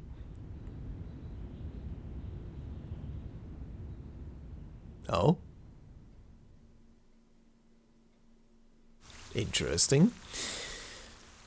Isolde is here for something. Probably a therapy or something. Oh, I have to go through 2 things here, huh? Okay, let's check the star first. Friendly exchange. A crumpled note is attached to the door, its edges torn and folded, emphasizing the messenger's urgent need to communicate. It's a burb! It's a green burb! It's Kakania. Anyway, friendly exchange. Listen, I've had enough of you playing with the mirrors. You darn, I guess? You darn noisy green bird. Stop bringing in any old quack peddler or foreigner off the street. And those horrible, unbearable noises. The mirrors that could practically blind someone. I'm not a fool, you daft green parrot. If you're going to call it a wand, it should look like a stick, not a mirror. I really don't want to see those darn blue striped pants anymore. Those darn mirrors. If you don't learn to behave yourself and control your patience, you'll be getting a lot more from me than just a piece of paper next time. Now go back to your noir rich clique and stop causing trouble here. I think that's how you say this word. Okay. Alright, complaints from I guess the building owner? or the other residents, if there are any. Trial. The shadow in the broken mirror. A hint of mystery lingers in the air, like a pleasant dream that refuses to fade from memory. Gaze at it. Okay, and this is a battle. Is anything special about it? No. Ghosts. This trial is mine to judge. Ghosts. Barrage. Using troops.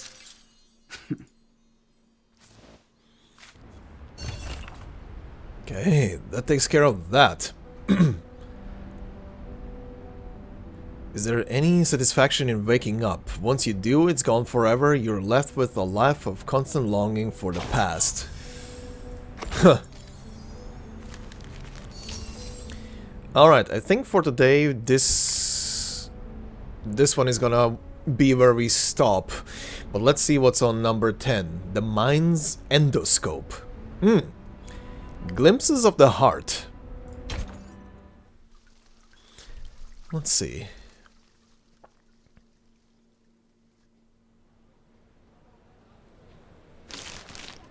Ooh. 2 invitations from the founder of the circle, no less. A precious opportunity, a rare and precious clue to the goings-on here. Hoffman caresses the edges, sinking into a long silence. The obedient assistant looks off into the far distance, awaiting the impending storm. Oh no. Be nice to the little bean. You know what happened. But under the Foundation's regulations, I must reiterate that the primary subject of this investigation has been changed to Heinrich. These 2 invitations are very useful. I'll tell the field agent squad to act tomorrow night. Once Heinrich's identity is verified, we will detain him in the exhibit. But I must remind you, Marcus. What you did today was a serious violation of the field mission manual, and I have to report this to the headquarters. That island is not of this era. Everything about it is strictly confidential. You have crossed a line. I mean, she's not right. She crossed a line. But at the same time, she didn't give her anything specific outside of the people on the island are not crazy. The mentor's tone was of a stern reproach. Not so inconsequential anymore. Understood. Aww. Marcus's complexion turns deathly pale. Her mouth hangs open to speak several times but fails to make a sound. Oh. If not for the wall, she might well have fallen over. I know what you're thinking. We need to get closer to this group. You might think their ideas are closer to those of the headquarters, and therefore easier to work with compared to the Vienna branch. Huh? Marcus finds herself surprised by her stay of execution. You must know that Kakanya is not our only source of information. Hoffman turns away, intentionally avoiding the over-eager eyes of her apprentice. On the one hand, Carl has given us a list. In principle, everyone on this list is useful. On the other hand, the branch has its own connections too. More importantly, it takes more than a conversation over tea to get the people on the same side of a conflict. The experienced investigator sighs, rubbing her forehead. I'm worried you are not ready for this, Marcus. There's too much wickedness out there dressed in the skin of kindness. The most horrible atrocities are always committed for the most seemingly justified reasons, even at the headquarters. People are mired in power struggles and compromises. Sorry, ma'am. I was naive. Oh. It will be the Foundation's judgment call. If the information you've gathered outweighs the risks, you may be treated leniently. Marcus, look at the street. The ring road has a feeling of tranquility despite the evening bustle. You're not the only one who wants to contribute to this place and its people. We come for peace, and many before us have tried to prevent foreseeable tragedies, only to cause greater tragedies. The rules are there for a reason. Yeah. Nothing in the manual was written out of imagination. Every one of them came from a mistake of the past. We are only here to observe.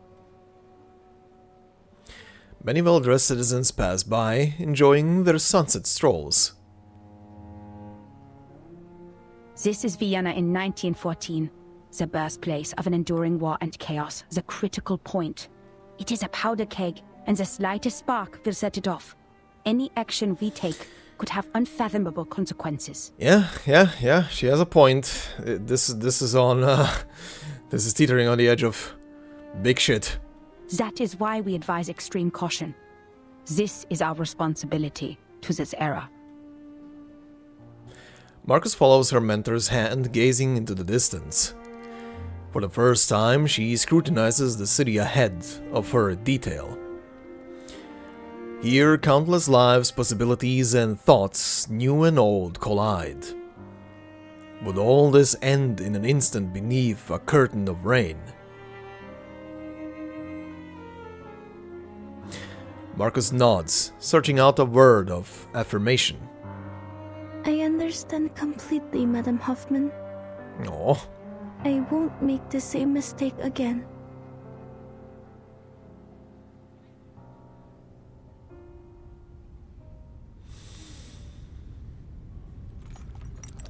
Away from the ring road, others continue on their life's trajectory. In Cancania's clinic, a slightly unorthodox treatment is about to begin. Oh boy, what is gonna happen Isolde? here? You look sad and pale. What happened? Did something happen in the troop? Or did those dreadful officials come back? No, I'm just a bit worried. You entered a duel for my sake. Dear Lord, the thought of you getting hurt breaks my heart. Oh? Did Heinrich tell you that? He needs to keep his mouth shut. Don't worry about me, Isolde. I fought for the ethics of the profession, and I'm ready to bear the consequences of my actions. That scum sold the secrets of hypnosis to the military. It's a treatment, not a means of interrogation. In the end, all is well. The duel didn't happen, and I'm here, unharmed. All thanks to that young missy from the Foundation. That young missy from the Foundation? The lady who just left? I bumped into her at the door. So you've seen her? She was at the cessation building. You weren't there. Did she give you any trouble? You told me the Foundation was after you for a while because you didn't have a license. I can help you, Doctor. I can ask Mr. Karl to... No need for that. We only just became friends. Friends? You told me to stay away from the Foundation's staff, but now you're making friends with them. The contradiction. Oh, she's different, dear Isolde. We met by chance. I gave her an invitation to the exhibit, so you'll see her there. I think you two will become best friends. It would take all day to tell you everything. You're here for treatment. Let's not waste time on unimportant things. Unimportant? All right. Alright, these two have an interesting thing going as well. Cancania coughs, trying to revert to her more professional guise. You're a personal friend, Isolde, so I didn't want to give you therapy in the first place. Because I'm not good enough, or sick enough to be your patient? Oh, I think you're sick enough. Because I'm not good enough. I wasn't properly trained. I don't have a medical license or a degree. This is the cold hard truth, and you're too important a friend to me. But I can no longer watch you suffer from the horrible treatments those quacks gave you. I may not have a license, but I have the knowledge and ethics that they don't. I never overcharge my treatment, nor sell unnecessary things to the patient, and I will never experiment on my patients. You, my dear, are far ahead of your time. Your smile. So you agree with what I said about those psychiatrists and doctors? Okay, then let's get to it. Oh? Cancania spins her pen in an excited... Dr. Sigmund Freud wrote that repression of desires is one of the primary causes of hysteria. Hold on. Kakania spins her pen in an excited twirl, flipping open her treatment book. Okay, what did she say? That repression of desires is one of the primary causes of hysteria. Yeah? You need to release these desires. I'll guide your memory to find the deeply hidden thoughts. Trust me, and tell me everything during the session. You'll suffer less from the repression, and your physical ailments, fainting and convulsions, will become less severe. Cast off your shackles and trust in me. This first step is crucial. I know tragedies in your family have affected you deeply, but I'm here to help you now. If you have trouble putting thoughts into words, use this mirror. It reflects your inner thoughts, like mine's endoscope. I cast an arcane skill on it to help your thoughts surface. Look at it, and tell me what you see. My inner thoughts. Yes, I won't hypnotize you. Nor will I turn around and peek at the mirror. What's in there belongs to only you. We're just going to talk. Hypnosis is a therapy I most detest. It doesn't help you understand and rediscover yourself, and if the dialogue isn't based on the full awareness and consent of both parties, it's pointless. I see. I will do my best. Do your best? Relax. You're not on the job. Just turn around. Look in the mirror and tell me, what do you see? I see golden circles. Theophil in his study, on his feet. His hand gesturing intensely in the air. Ah, yes. I'm there too.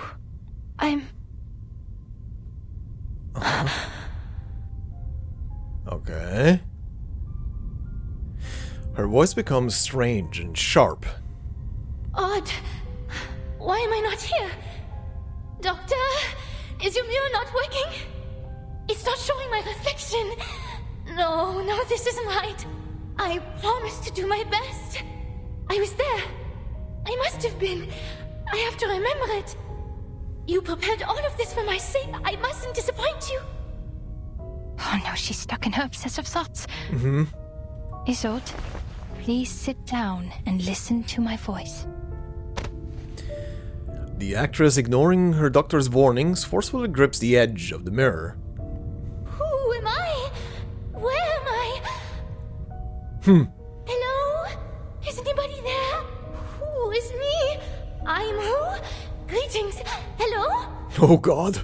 Well, this is going in a direction. The candles go out and the room fills... An incorporeal voice responds to her inquiry, invited in from the void. The lost ghosts. The last time in the secession building. Now I understand. I have to get her to stop relying so much on her arcane power. Luckily, not completing my education is why I know a little bit of everything. A jack of all trades. The doctor rushes to the full-sized mirror in the workshop, removing the grey clothes one by one. What are you doing, Doctor? Is the session over? Was it because I did something wrong? Did I mess up? Nonsense. You were doing great. I just have to clean the room a bit. A more intense flash fills the clinic, dispelling the damp and resentful darkness. Go away! Mirrors are useless to ghosts. Leave my patient alone and never come back. And battle, right?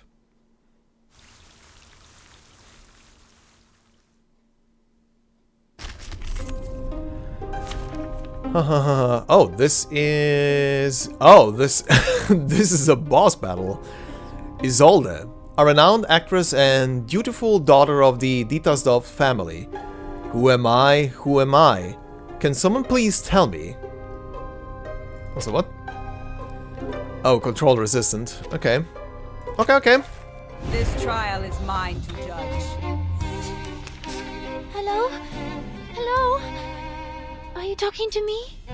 Man, this chapter has a lot of these battles, with the speech bubbles.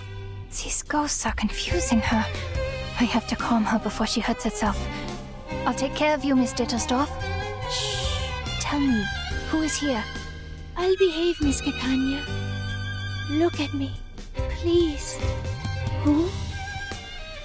She's a little girl. Huh. Okay. Command. Loading, charging. Now dance. Faraday's Miracle. Aim and shoot.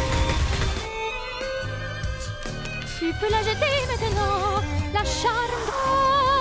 Resistance is futile. Damn! What a voice. Okay. Alright, you have a dodge now. Brave decision. Loading. Get rid of that. A tooth for a tooth. Hold on to that. Eliminate target. There we go. Okay, so yeah. Who are you? Why are you in my bed? I was thinking I will have to get rid of the ghost instead of targeting her, but yeah. Why'd you call my father father? My mother mother? And my brother brother? Hello? I saw you beg and tremble. Father took you away, and the servant brought you back. I'm sorry. I sympathize. But please give me my life back. It's not as nice as you think. They're only memories, Isolde. What happened next? No. You died. And then I was here? Miss Kakanya? Darn, another ghost? But the story was not over. It continued with our bloodline. Huh. Okay. Your command. Brave decision. Charging. Everyone has their own destination. Ho! Ha ha! Ho! The light that illuminates all. Under attack. Holy hell.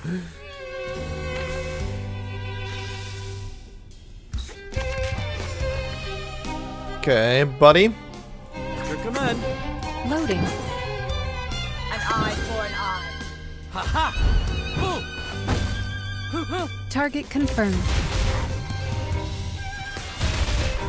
Pay for thy sins with thy blood. The second child called all the attention.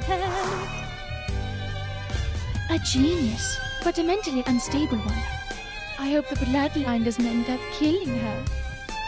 She understood and sat down. She got scared and began to cry. This is not a stage.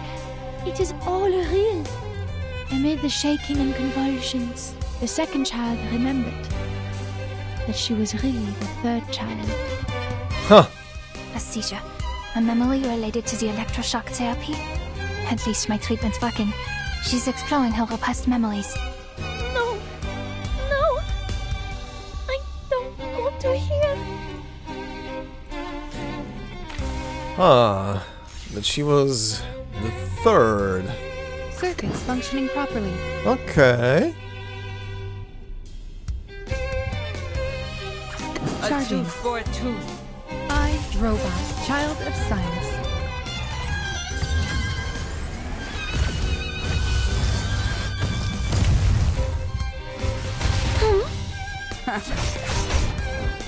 Eliminate target.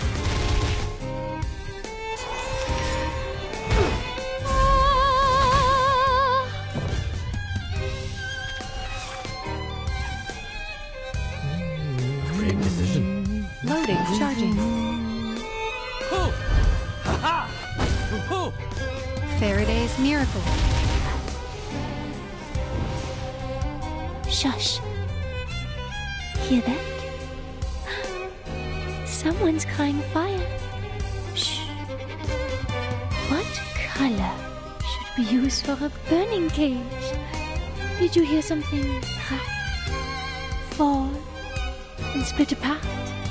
Snap, crackle. Pop. The fire is yelling. Something's burning in the fire. They left. It's okay, I'm here. You'll be alright. Now, to preserve this memory in our dreams. Well, that was creepy. That was a creepy one. Okay, there's one more thing here. Let's check it out. What the hell? Vienna Daily. The balance between capturing the reader's interest and providing enough content to fill the pages. Unfold the newspaper. Isolde, Pearl of the Empire. The Ditasdorfs, remembering the brilliant and fragile Viennese virtuosos. The Ditasdorf family has left a prominent mark in the history of Viennese opera, their bloodline birthing both an overwhelming operatic talent and an inescapable tragedy. Two fairies together plucked at the heartstrings of the Viennese people, plunging them into a deep infatuation with the female performers of the Ditasdorf family. Insomnia got you down? Anxiety ruining your life? Perhaps it's time you visit the secession building for a cup of tea. Uncover your deepest fears and desires. Inquiries for Cacania are welcome at the secession building. Okay, that's an adverb. Another part. The faded glory of these 7 veils. At that time, shortly after the beloved Evangeline Ditasdorf, Evangeline? I guess Evangelina Ditasdorf passed away. Her daughter Isolde Ditasdorf, even while enduring the immense grief of losing her mother, and took on her first performance, continuing the Ditasdorf family legacy on the Viennese stage. This performance was both an artistic and social debut. Okay, another adverb. Is this the same thing? Yeah, it's the same thing. Succession building, yeah, blah blah. Isolde, supporter of science. Perhaps the death of her brother has affected her more than previously thought, as Isolde has recently been seen attending Dr. Schwarz's public diagnostics sessions as a patient. Perhaps his new medical theories will help her recover, free from the torment of her Arcanist bloodline, and no longer afflicted by her cruel curse. Okay, this advert was like 3 times in this whole thing. What the hell? Okay, but this is where we're gonna end with this part for today. And we'll continue next time. Okay. This is interesting. Many elements, and they're all here together. I wonder what the whole Cacania and Isolde thing is gonna amount to. These two definitely share a very strong connection, but we'll see about that next time. For now, this will be it, and as per usual, the next section of this video will be the 3 doors and the next part of the Somnambulism. So I will leave it at that and see you guys at the end as usual. So let's continue. Okay, let's see. Beneath the Ashes, second run. Let's see what we have. A fork in the road.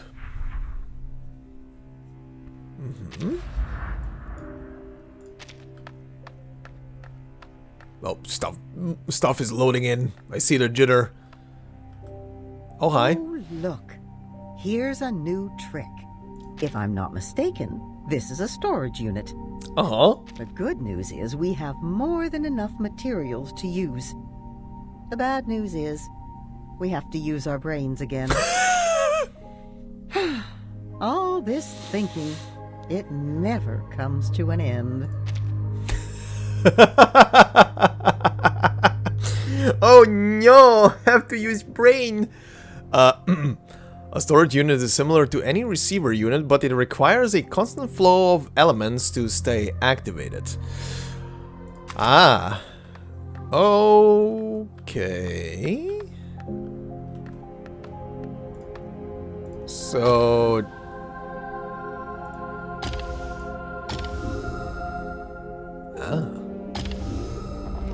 Ah. Okay, got it. Brain working.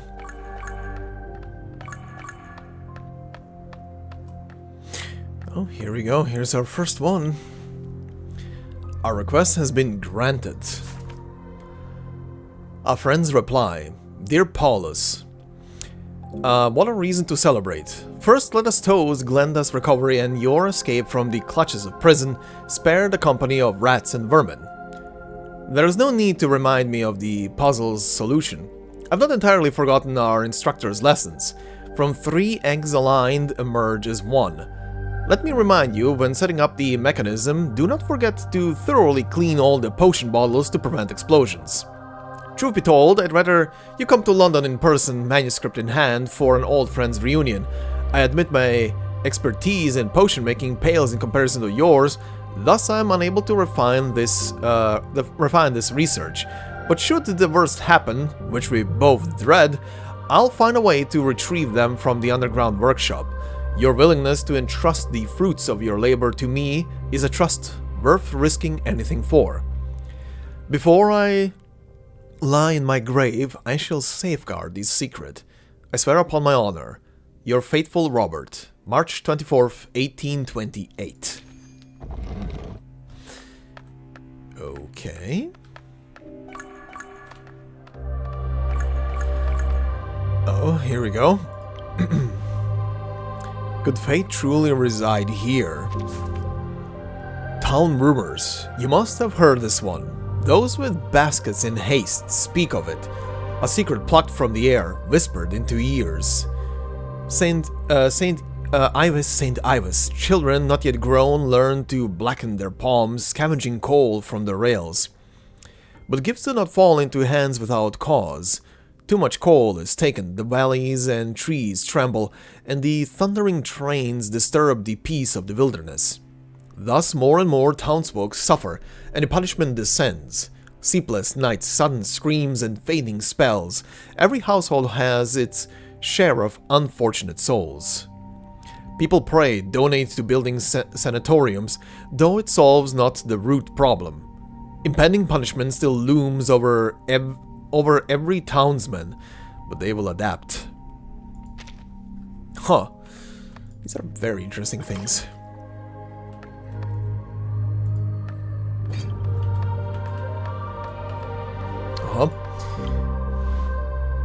A four-legged helper that appears silently and disappears just as silently. Scattered Diary. September 6th, 1828. This is the first time I've seen an animal with such symptoms. Endless barking, paws embedded with tufts of hair, surely left by some critter. Glenda and her sister often played near that mine. My diagnostic direction was not wrong. September 15th, 1828. Okay. About 10 days later, the dog is recovering well. The alchemical potion is quite effective. It even ran circles in the basement today. The medicated dog seems calmer than usual, no longer limping or barking at the air. It has been cleansed of madness. Robert did not refuse my request. The townspeople's attitudes toward have worsened. Should anything happen to me, these documents must not be thrown away as trash. Perhaps I can begin to test the potion on myself. September 17th, 1828, 2 days later. Neither the dog nor I have shown any adverse reactions. Glenda is in good spirits today, but poor little Brianna is completely lost in hallucinations. If she continues to scream the train is rolling over at everyone, she will surely be sent to the nearby asylum. I understand the burden of caring for 2 mental patients is too great. Their family has no choice. Using the alchemical potion on her is too risky. It requires further consideration. October 11th.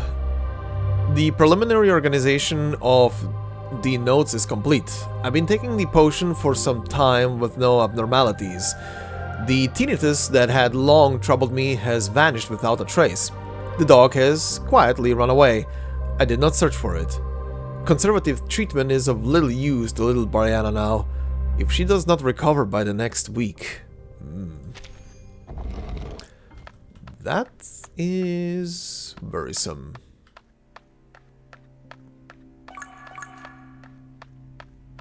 Oh, and immediately something else. Oh, this is one of these. Each pressure plate can light up or darken all the pillars in that row or column. Lighting up all the pillars will open the door, but sometimes secrets can also be hidden in complete darkness.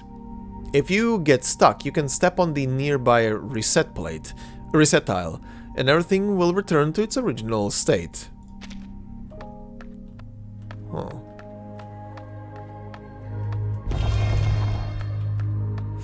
Oh, it's one of these, I see.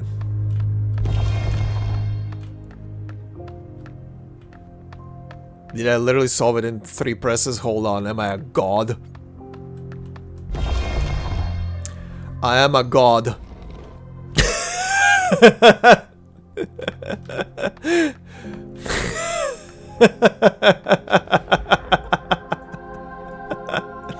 What the hell? Okay.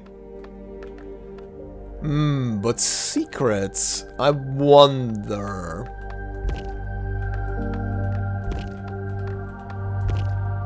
Hey.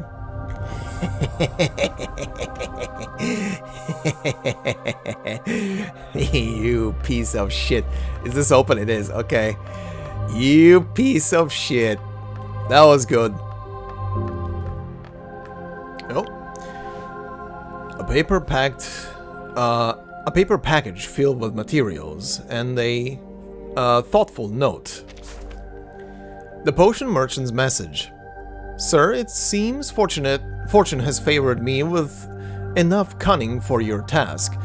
To procure a mere pinch of lizard powder, I had to inquire among those inebriated souls who burrowed into the depths of the mines, and then wait by the river for 3 full hours before I could encounter a fellow with goods in hand.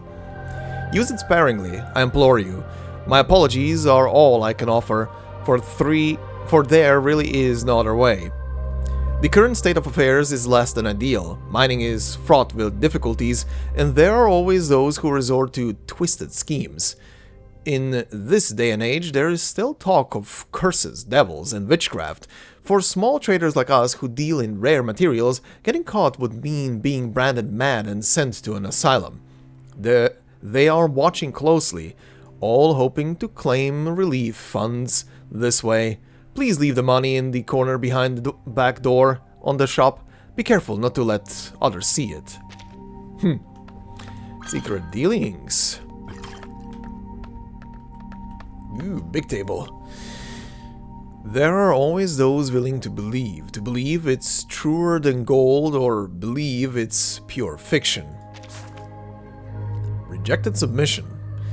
A superficial analysis of the Curse of St. Ives.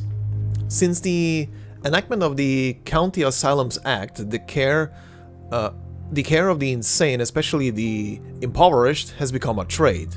To obtain subsidies and consultation fees, many are sent for treatment under inexplicable reasons, tied to flea-infested beds and doused with cold water baths. Ugh. Harsh criticism of Bethlehem Hospital and York Lunatic Asylum has not improved the situation. These patients, troubled by various mental afflictions, remain categorized as others, and people still tend to attribute their symptoms to their bloodline. Or, more directly, they claim it is a curse. Such is the case in St. Ives. During the long-term treatment of several patients, I have formed a preliminary hypothesis which I can now almost certainly confirm as man-induced insanity. As a physician, I believe I have a duty to inform the public. The critter nests near St. Ives mine were destroyed during the undertaking of mining activities. Certain townspeople with Arcanist blood witnessed them, suffering mental shock that caused hallucinations and sensory illusions. This has nothing to do with the devil's curse. Those rumors are entirely excuses concocted to expand the nearby hospital's capacity. After careful reading and consideration, we believe that the contents of this manuscript lack veracity, thus we will not be publishing it. We extend our sincere apologies and thank you for your submission. The Royal Conval Gazette Editorial Office, September 9th, 1828. Interesting.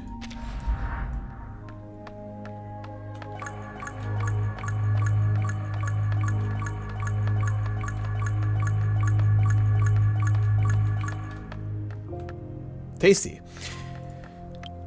Also, a book not suited for display on a desk. Book draft.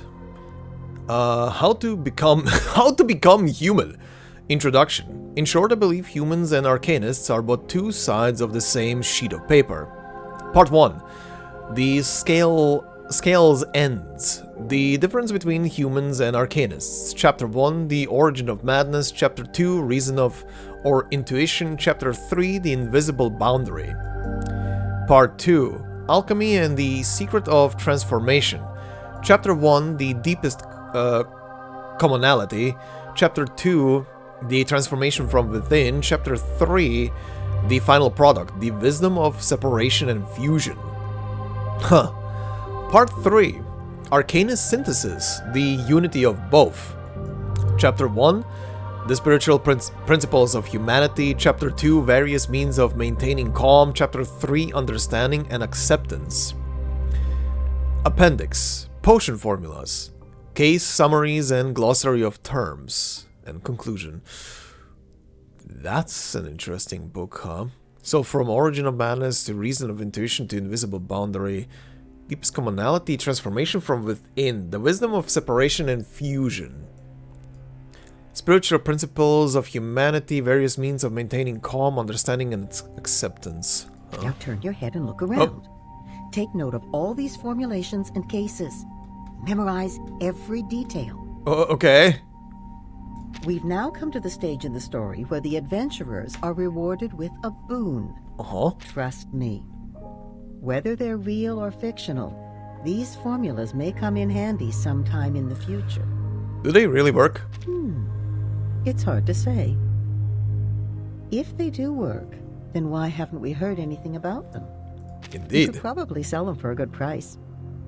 You don't have to make a promise to close a deal. People will still pay as long as you advertise properly. Tell them it's a precious item that may be useful. So guys, I may or may not have an OnlyFans. I mean, what? It's still too early to draw any conclusions. Come quietly. We should go. Okay, and there is a thingy here. Follow its guidance and concoct something completely unknown. Secret formula. Stag skull powder, 1/2 pound. Venetian syrup, 4 ounces. Lizard powder, perlite, deer musk, a 1/4 ounce henbany, plantain seeds, thyme, fennel, wild apple, a 1/4 ounce each, crushed. Turpentine and alcohol mixture, 2 ounces. Material redacted. Stir thoroughly, then let stand in a flat container until the potion turns deep red. This potion can suppress vision, hearing, possessions, wanderings, and intermittent madness. Highly effective for Arcanists. Okay, that's a potion, alright. Also, that reminds me, how far are we in this portion now? Oh, that is pretty much it. I guess 2 more are left. Oh. Is this the path of change or the path of abandonment? A fork in the road. Hey. Birds chirp on the branches. Some birds love to sing, some often silent. It is a small matter to speak or not is entirely up to the birds themselves. Among them, a small group of birds can ripen berries with their song and guide the way. Or they can turn fallen leaves from red to green and make fallen feathers twirl in the air. These are small things, not necessarily useful. But other birds do not possess these gifts. They do not have the chance to choose. So the birds diverged, standing on both ends of the branch. There's always a few outliers on the branch. They watch each other, each wanting to join the other's flock. Oh, everything will be fine, so the birds think. Ha! That's an interesting analogy for the stuff. Okay. And the final piece right there. A bouquet of flowers? Roses? You know, in distant lands there exists a life akin to this. A child's decision. Brianna picks up coal slag along the long tracks. Blocks of black, dimly shining, sharp and small. Though not tall, she moves with agility, sometimes crawling under mine carts to scrape up larger, more complete pieces of coal. But this time is different. This time a few black shapes bounce at the edge of her vision. Like lumps of coal, they have sprouted legs, like the creatures she whimsically doodles. They look fluffy, but are hard enough to wound when touched. Brianna holds a cup of water by the window. Her sister pours her hot water, sitting next to her. The young girl's hands, usually covered in a coal dust, are now clean, held by larger hands with thin calluses. In the distance, the sound of a train makes them both tremble. Are there other children picking up coal slag elsewhere? She wonders, if I'm lucky enough to get better, will I meet such children? If there are, it would make her feel so much better. Brianna walks quietly down the stairs. She's holding a bunch of flowers, their petals fallen, wrinkled, not very pretty. But she has made up her mind. Her sister told her this method was dangerous, but it worked once. When prayers and pleas are useless, when the tears of her parents are useless, she can still rely on herself. Her own nodding is the only thing that counts. She hands the flowers to the doctor standing in the yard. It's too late in the day to see much else, but the medicine in the glass bottle should not taste worse than the taste of death.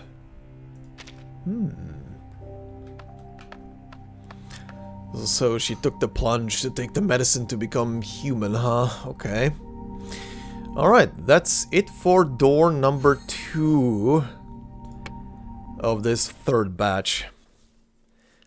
One more left.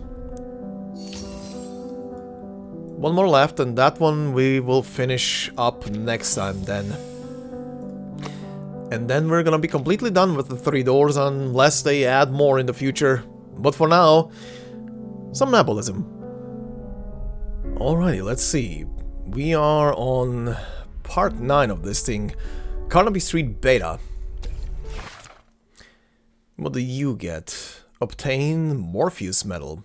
Inspiration of Ablution. Gain Inspiration of Ablution at the beginning of every battle. After it is used, dispel all debuff and control statuses from all allies and recover missing HP times 50% HP for them. Oh yeah, this was Regulus's thing. Okay, how will this go now? Brace for impact! Bang! I'm hit by a huge force and almost pass out before I realize what is happening. It takes me quite a while to fully regain my consciousness. Ouch! In front of me is a console panel full of metal buttons and dials. Half of the lights are blinking red while the other half are broken. Chief mate, guys, are you still alive? Yes, Captain. Oh, great. Glad we're all alive. Wait, where's Chief mate? I have a bad feeling about this. Shoot! Chief is gone for real. Did he get smashed and become a splash of applesauce? Wait, markers and ships should be more to my concern now. The next moment, an unexpected yowl fills my ears. My records! My Pete Windmill, my John Thunderfingers live show. Good God, Regulus. Guys, we have a severe situation here. Our pirate ship was seriously damaged by the crash just now. To be honest, put it in a dump and it will blend in just well. And my treasure, the records of my soul, are ruined by the crash. My condolences? My condolences. No! This pirate has never been defeated. There is no such thing as giving up in my vocabulary. You know, records are made of souls full of emotions. Now that the records are broken, the souls are all gone. And this city happens to be a good source of souls. Collect all the souls here and I will have a new collection of records. But this pirate needs to take care of our brave pirate ship. I'm sure you understand. So I'll leave this great mission to you. Go collect all the souls. Here, take the soul transformation device with you. Press this button and you can extract human souls with no effort.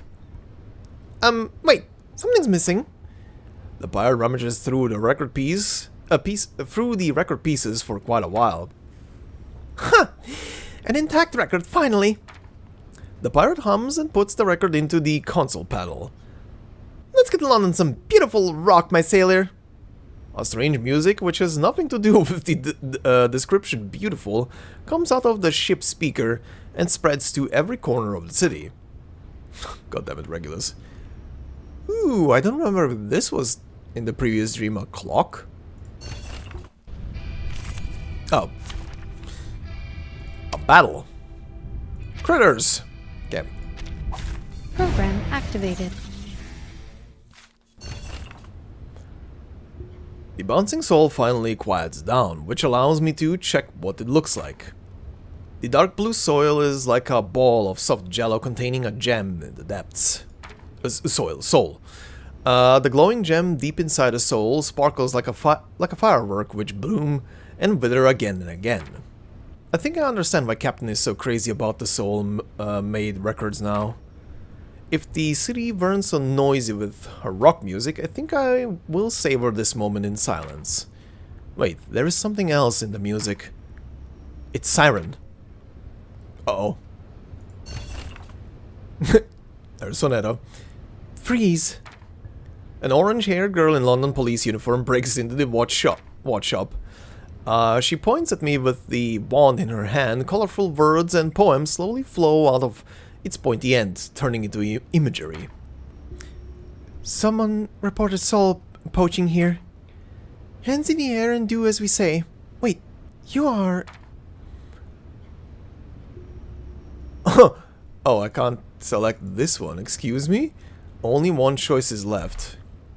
Only one choice is left. Break the siege. Okay. Yet the fight I expect has not happened. The crystal wand lower the words in the poems freeze in the air and stop turning into imagery. Her power comes from the calm words in her thoughts, which is now interrupted by the everlasting rock noise. My mission failed? It seems she knows me. I understand my career as a pirate is over the moment I meet her. You know me? I can turn to you for any problem in a field mission. Am I right, Inspector? That's what it says in the mission manual. Yes, I had been her inspector before I became a pirate. You read it very carefully. Great. With your help, we will stop those record pirates. There are other pirates beside the captain. Well, there is an apple. It has stolen a large number of souls from different corners of the city. Please help me arrest it, Inspector. Alright. This is taking an interesting turn. Time starts to flow again after I set the souls free. The bar is as noisy as ever. Unexpectedly, the pungent smell of alcohol goes well with the ubiquitous, ever-going rock music. A scarlet apple wearing a tie is dancing among the drunk crowd and pouring wine into his mouth. He burps. After a long apple-flavored burp, the floating apple looks at us. I think this is the same as last time, the burp and stuff. Hello there, my ladies. I'm tasting wine from Normandy. It's smooth and low in alcohol, a good choice for ladies like you. Wait, you can't... you are too young to drink. Alright. Thank you, ladies. I feel much more sober after a good beating. But before I run away, please allow me to take the unfinished wine. You know, being the first mate on a pirate ship is one stressful job, and alcohol is my soul's salvation. In another universe, that would be Apple with Regulus.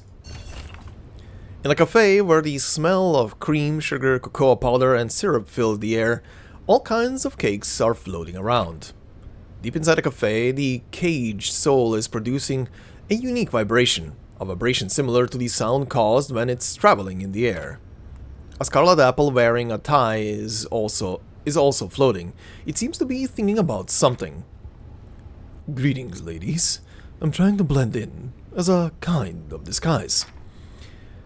In addition to that, I'd also like to introduce my good fellows here to you, Miss Soufflé, Miss Scone, and Mr. Pudding. Yet the orange-haired policewoman raises the wand in her hand in silence. Fair enough. Seems like the young ladies aren't very interested in meeting my friends. Uh-huh.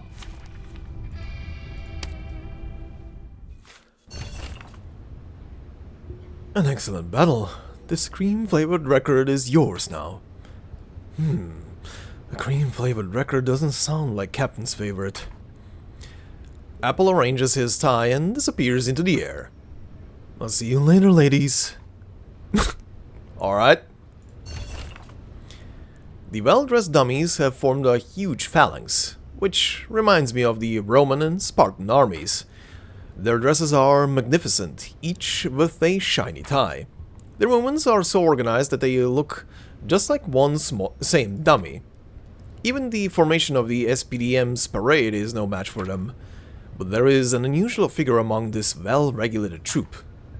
It stands with the army of uniforms, yet half of its body is protruding from the alignment. One can hardly overlook this. It's also dressed up, wearing a bow tie, looks just like the rest of them. It looks so different from others. It's an apple. Fortunately, it never asks stupid questions such as what the storm really is. So he will never be locked into a guardhouse full of Shamirs.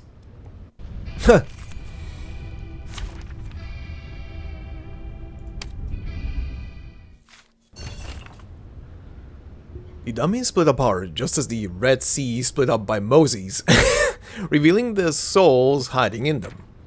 Souls are chanting in harmony, chanting about mankind, about duty and sacrifices. Well, I will say that the captain prefers that yelling rock and roll instead of such anthem. So you can have the souls here. Hold it tight, Miss Vertin. Don't lose it again. Considers that you... Don't lose it again. Considers that you have lost it several times. Aha. Oh, that's Regulus. We made it, Inspector. We took back all the souls. Now we just need to shut down the annoying rock music and arrest these pirates to close the case. Well, I was wondering why there are fewer and fewer soul records left here. Turns out it was you who colluded with the cops, you traitor. You betrayed the free rock pirates. Captain, I think Miss Vertin has been a member of the police since the very beginning. If you insist on describing her doings with a phrase, it should be cleaning up her acts. But we are the brave pirates fighting against the government. The word pirate doesn't imply something good in the first place, Captain. darn! I will show you what the rock pirate has got. God damn it. God damn.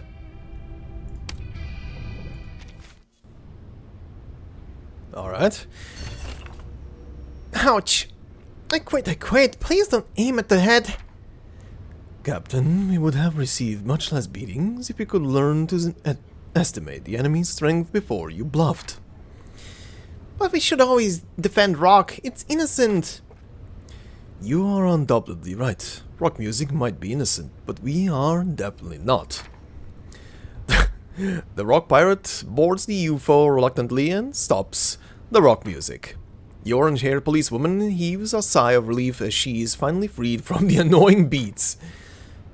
Thank you, Inspector. I can eventually arrest these pirates, thanks to you. I will include your contribution in the report when I get back to the police station. You're welcome. Well, that was a interesting version of the events of this thing from last time. Alright. But there... Oh my god, they're blushing. I forgot about these things. But this will be it for the Somnambulism, so let's round up this video. Okay then, this will be it for today. All things cleared. And like I said earlier at the beginning of this part, one more time for the Somnambulism stuff and the 3 doors, and then all the future parts after that can just focus on story. until they potentially maybe add more, at least to the 3 doors. I don't know if they will, or if they won't, but we'll see about that. But yeah, next time we're gonna continue with this chapter. No idea how much more nodes are left. Maybe I'm gonna just peek online, or maybe you guys can tell me how many story nodes are left in chapter 6, so I can maybe plan ahead for, you know, for the just to be sure how long these episodes are gonna be. But yeah, anyway, this will be it for today. The main story is definitely interesting, and we'll see how it continues. I do wonder what the Arcana and Isolde parts are gonna amount to now. Carl is a bit suspicious. I do not know if I should trust the guy or not. He definitely has more going on than meets the eye, but I might be just overthinking the guy, and he's just a good guy. A bit of a sleaze maybe, but he seems at least like a good guy. But because of how he carries himself, might be me misunderstanding him. But we'll see if anything happens later throughout the stories. Something has to happen in this chapter. But yeah, we'll see about that next time. For now, guys, thank you very much. Hope you enjoyed. If you did so, please consider leaving a like. It will help me out a lot. If you're new to the channel, consider subscribing. More to come, of course. And if you want to support me and my work more directly, there are memberships on the channel. As always, no video will be behind a membership. Thank you for the members that are there already. You guys are supporting a lot and have been with the channel for a long time at this point, so thank you very much. And yeah, I will see you all in the next part. Until then, hope you have a fantastic day wherever you are, and bye-bye.